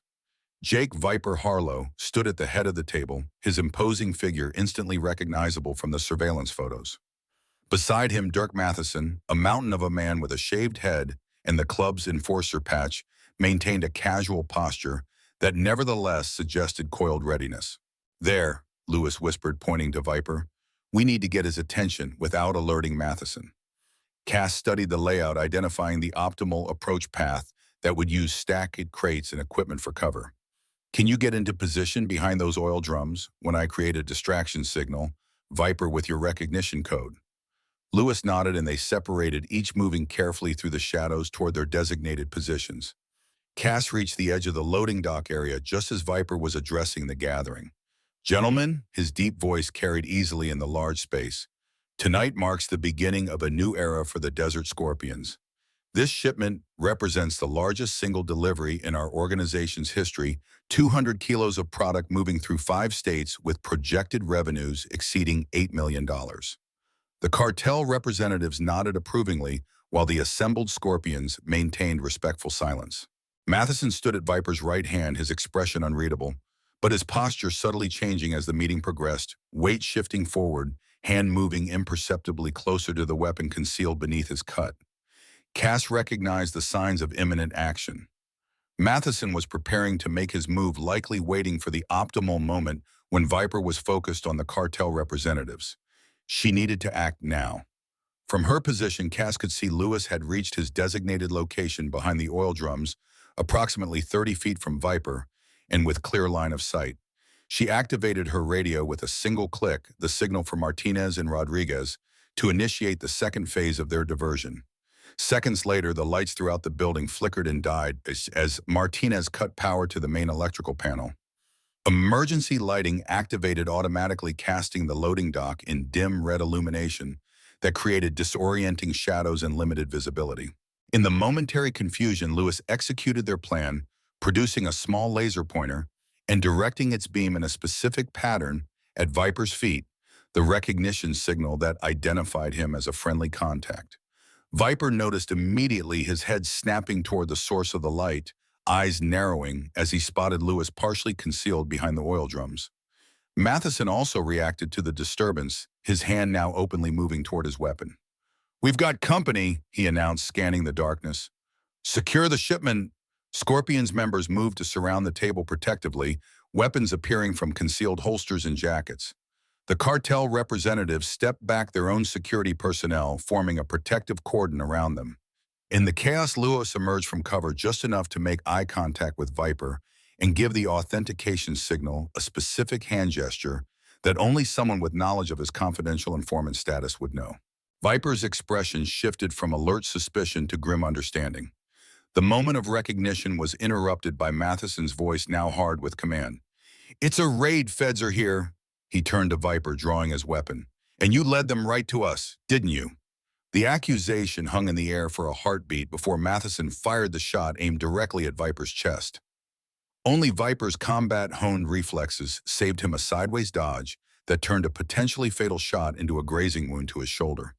The loading dock erupted in gunfire as Matheson's loyalists opened fire, some targeting Viper, while others fired indiscriminately into the shadows where Lewis had been spotted. Cass acted instantly, drawing her weapon and moving to provide covering fire for Lewis's extraction. "Viper's been compromised," she shouted into her radio. "Moving to extract now. Martinez Rodriguez converge on loading dock north entrance." Lewis was pinned down behind the oil drums, the metal containers providing inadequate protection against the increasing volume of fire. Viper had taken cover behind a forklift, returning fire against Matheson with precision that spoke to his military background. Cass navigated through the maze of crates and equipment, approaching Lewis's position while maintaining suppressive fire to keep the Scorpions' heads down. "Lewis, on my mark, move to the exit corridor. I'll cover you." Before Lewis could acknowledge, a burst of gunfire struck the oil drums, protecting him, one round penetrating the metal and finding its mark in Lewis's already injured body. He collapsed with a grunt of pain, blood spreading rapidly across his shirt. "Lewis is hit," Cass reported, adjusting her approach to reach his position. "Need immediate medical assistance." She reached Lewis moments later, finding him conscious but in severe distress, a bullet wound visible in his upper chest. "Hang on," she urged, applying pressure to the wound. "Rodriguez is on his way." "Get Viper." Lewis gasped, his voice weakening. "Complete the mission." Cass was torn between her duty to the mission and her loyalty to Lewis, a conflict resolved when Martinez's voice came through her earpiece. "I have eyes on Lewis. Moving to his position now. Reynolds, secure the primary package." With a nod to Lewis, Cass moved toward Viper's position, navigating through crossfire with the fluid movements of a combat veteran. She reached the forklift as Viper dispatched one of Matheson's men with a well-placed shot. "Viper," she called out, keeping her weapon lowered to indicate friendly intent. "Sheriff Lewis sent me. We're your extraction team." Viper turned toward her, blood visible on his shoulder, but his eyes clear and focused. "About damn time," he growled. "Matheson's been planning this coup for weeks. I was starting to think the DEA had hung me out to dry. DEA tactical teams are surrounding the building," Cass informed him. "We have less than 15 minutes to get you clear before they move in." "Not without evidence," Viper insisted. "There's a laptop on that table with the entire cartel distribution network documented. Names, routes, contacts, everything the DEA needs to dismantle their operation across 5 states. Cass assessed the tactical situation. The laptop was on the central table now, controlled by Matheson's forces, who had established a defensive perimeter around it. The cartel representatives had retreated to the far side of the loading dock, their security personnel engaged in a separate firefight with Scorpion's members whose allegiances were unclear. "That's a suicide run," she observed. "Without that evidence, this whole operation was for nothing," Viper replied. 18 months undercover, lives lost, all wasted unless we secure that intel." Cass made her decision. "Cover me from here. When I have the package, be ready to move to the east exit where Rodriguez is waiting with medical support." Before Viper could object, Cass was moving, using the chaotic firefight as concealment as she circled toward the central table. Most of Matheson's attention was focused on Viper, allowing her to approach from his blind side. She reached the table's edge undetected, spotting the laptop still open amid scattered documents. As she moved to secure it, Matheson turned, sensing her presence. Their eyes met for a fraction of a second before Cass launched herself across the table, grabbing the laptop while simultaneously drawing her sidearm. Matheson fired the bullet, whizzing past her ear as she rolled off the far side of the table, laptop clutched against her chest. She returned fire from a kneeling position, forcing Matheson to seek cover. "I have the package," she reported into her radio. "Moving to extraction point now." Viper provided covering fire as Cass retreated toward the east exit, the laptop secured in a tactical satchel slung across her body. Martinez had reached Lewis and was administering emergency medical care, the sheriff's condition apparently stabilized for the moment. "Rodriguez is at the exit with the vehicle," Martinez reported. "Lewis is critical but transportable. We need to move now." Cass signaled to Viper, indicating their extraction route. He nodded understanding, then fired a final volley at Matheson's position before moving to join her. Together, they reached Martinez and Lewis, forming a tactical retreat formation as they moved toward the east exit. Their withdrawal was nearly complete when Matheson appeared at the far end of the corridor, rage contorting his features as he raised his weapon for a killing shot at Viper. Cass saw the threat an instant before Lewis, despite his grievous wounds, pushed himself up and into the line of fire. The bullet meant for Viper struck Lewis squarely in the chest. He collapsed without a sound, his sacrifice creating the moment needed for Martinez to neutralize Matheson with a precise double tap to center mass. "Lewis," Cass cried, dropping to his side. But one look at his vacant eyes told her what she already knew. Sheriff Frank Lewis had made his final choice, trading his life for the mission's success, and perhaps in some measure atoning for the complex web of deception his undercover role had required. "We need to go," Martinez urged, his voice gentle but firm. "Nothing more we can do for him." With heavy hearts, they continued their extraction, reaching the east exit where Rodriguez waited with their modified taxi. Viper looked back at Lewis's body, visible in the corridor behind them. "He was a good man," Viper said quietly. "Kept his cover even when it meant letting his community think the worst of him. That takes a special kind of courage."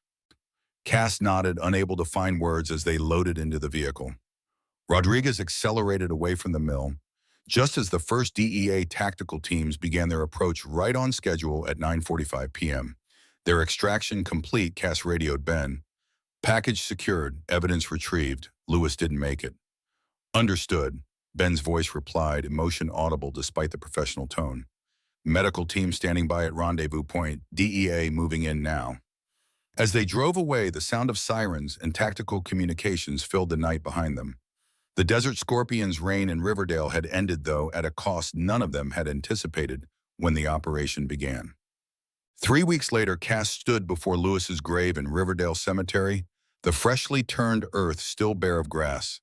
The funeral had been a town affair, flags at half-mast, honor guard from the sheriff's department, attendance by state and federal law enforcement officials who now knew the truth of Lewis's undercover work. The headstone was simple but dignified. Sheriff Frank Lewis, Riverdale County Sheriff's Department, Federal Task Force, 1965, 2025, faithful unto death. Cass placed a small arrangement of desert wildflowers against the stone, then stood in respectful silence. So much had happened since that night at the mill. The DEA operation had successfully dismantled the Desert Scorpions and captured key members of the cartel's distribution network. The evidence from Viper's laptop had led to arrests across 5 states, dealing a significant blow to drug trafficking operations throughout the Southwest. Viper Jake Harlow had entered witness protection after providing crucial testimony to federal prosecutors. Before disappearing into his new life, he had visited Cass to express his gratitude and respect for Lewis's sacrifice. He knew the risks, Harlow had told her. Said once that the hardest part of deep cover wasn't the danger, it was letting good people think you'd gone bad, especially people like you who he actually cared about. Those words returned to Cass now as she contemplated Lewis's headstone. Their relationship had been complicated by layers of deception necessitated by his undercover role. Yet beneath it all had been the genuine connection between her father's old friend and the daughter who had followed a similar path of service. "Thought I might find you here." Cass turned to see Ben Thompson approaching, dressed in civilian clothes rather than his usual DEA attire. He carried a small stone, which he placed atop Lewis's headstone in the Jewish tradition of remembrance. "Just saying goodbye," Cass replied. "The new sheriff takes office tomorrow." Ben nodded. I heard. Former state trooper, good record. Big shoes to fill. They stood in companionable silence for a moment, united by their shared experience and the loss they had both felt. I have something for you, Ben said, finally producing an envelope from his jacket pocket. From the director personally. Cass accepted the envelope, opening it to find an official letter of commendation and a business card with a direct phone number. The DEA was impressed with your work, Ben explained. They're offering you a position as a tactical consultant, training operation planning the kind of work that would put your military experience to good use. I'm just a taxi driver, Cass said, though without conviction. Ben smiled slightly. We both know that's not all you are. Your father would be proud of what you did here, Cass. You protected your town, just like he protected his country. The mention of her father brought unexpected emotion to the surface. I found his journal, she said quietly. The one he left me in that case Eddie delivered. He wrote about coming home from Vietnam, about feeling lost without a mission, without a unit, about finding purpose in civilian life through service to community. Sounds like wisdom worth following, Ben observed. Maybe, Cass agreed, but I think I need time to figure out what that looks like for me. They walked together through the cemetery toward the parking area where Cass's taxi waited. The yellow Crown Victoria had been repaired and restored to its civilian appearance, though certain modifications remained hidden beneath its unassuming exterior. What about you, Cass asked. Back to undercover work. Ben shook his head. Taking a desk job for a while, field office in Phoenix. Turns out near-death experiences make a man reconsider his priorities. He hesitated, then added, I'll be close enough to visit Riverdale occasionally, if you'd be open to that. The question beneath the statement was clear, and Cass found herself smiling genuinely for the first time in weeks. I'd like that. As they reached her taxi, Ben's phone buzzed with a message. He checked it, his expression shifting to professional focus. Duty calls. Think about the offer, Cass. The world needs people like you, people who stand up when others step back. After Ben departed, Cass drove to Jimmy's garage where Mike was waiting, his enthusiasm evident as he led her to the back bay. There, gleaming under the workshop lights, sat her 1967 Mustang Fastback, fully restored, its midnight black paint job catching the light like liquid obsidian. Finished it while you were recovering, Mike explained proudly. Jimmy helped with some of the engine work, but I did most of it myself. It's beautiful, Cass said, genuinely impressed, as she ran her hand along the car's iconic lines. You've got a real gift, Mike. About that, Mike said, suddenly serious. I wanted to tell you first. I talked to the Army recruiter yesterday. I'm enlisting after graduation. Motor pool like we discussed. Cass felt a complex mixture of pride and concern, the same emotions her father must have experienced when she announced her own military ambitions years ago. You're sure that's what you want? Mike nodded with conviction. You showed me what it means to serve something bigger than yourself. I want that purpose, that brotherhood. It won't be easy, Cass cautioned, but if anyone has what it takes, it's you. She pulled him into a brief, fierce hug. I'm proud of you, kid. Later that evening, Cass sat on the porch of her cabin, watching the sunset paint the desert in hues of amber and gold. The events of the past weeks had changed her in ways she was still discovering, awakening aspects of herself that had lain dormant since leaving the Army, healing wounds that had festered in silence. Eddie had visited earlier, bringing dinner and conversation, his steady presence a reminder of community and connection. They had talked about her father, about Lewis, about the nature of service and sacrifice. Before leaving, Eddie had placed a worn challenge coin in her palm, her father's from Vietnam. He'd want you to have this now, Eddie had said it always reminded him that coming home from war wasn't the end of the mission, just the beginning of a different kind. Now, as darkness settled over the desert, Cass turned the coin over in her fingers, feeling its weight in history. The decision she faced wasn't really about the DEA's offer, or even about staying in Riverdale versus seeking opportunities elsewhere.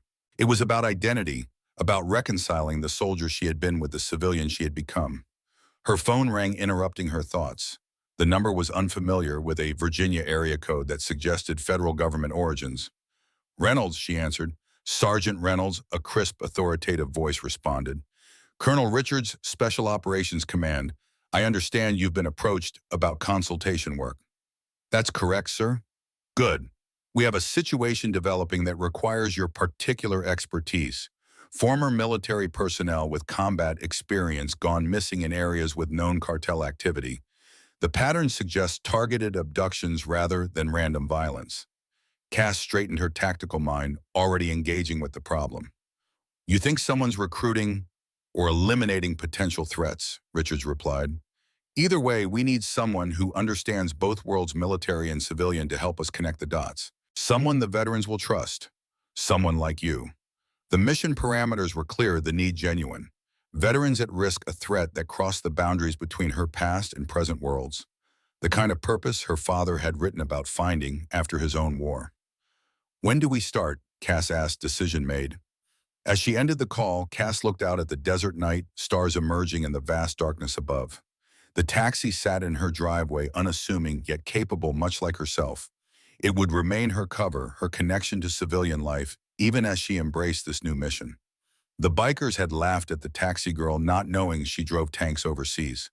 Now others would make the same mistake, underestimating the woman behind the wheel, a woman who had found her purpose in bridging the worlds of warrior and civilian, protecting those who had served and returned home to face new battles. Cassandra Reynolds placed her father's challenge coin on the porch railing, catching the last light of day. Tomorrow would bring new challenges, new missions, new purpose.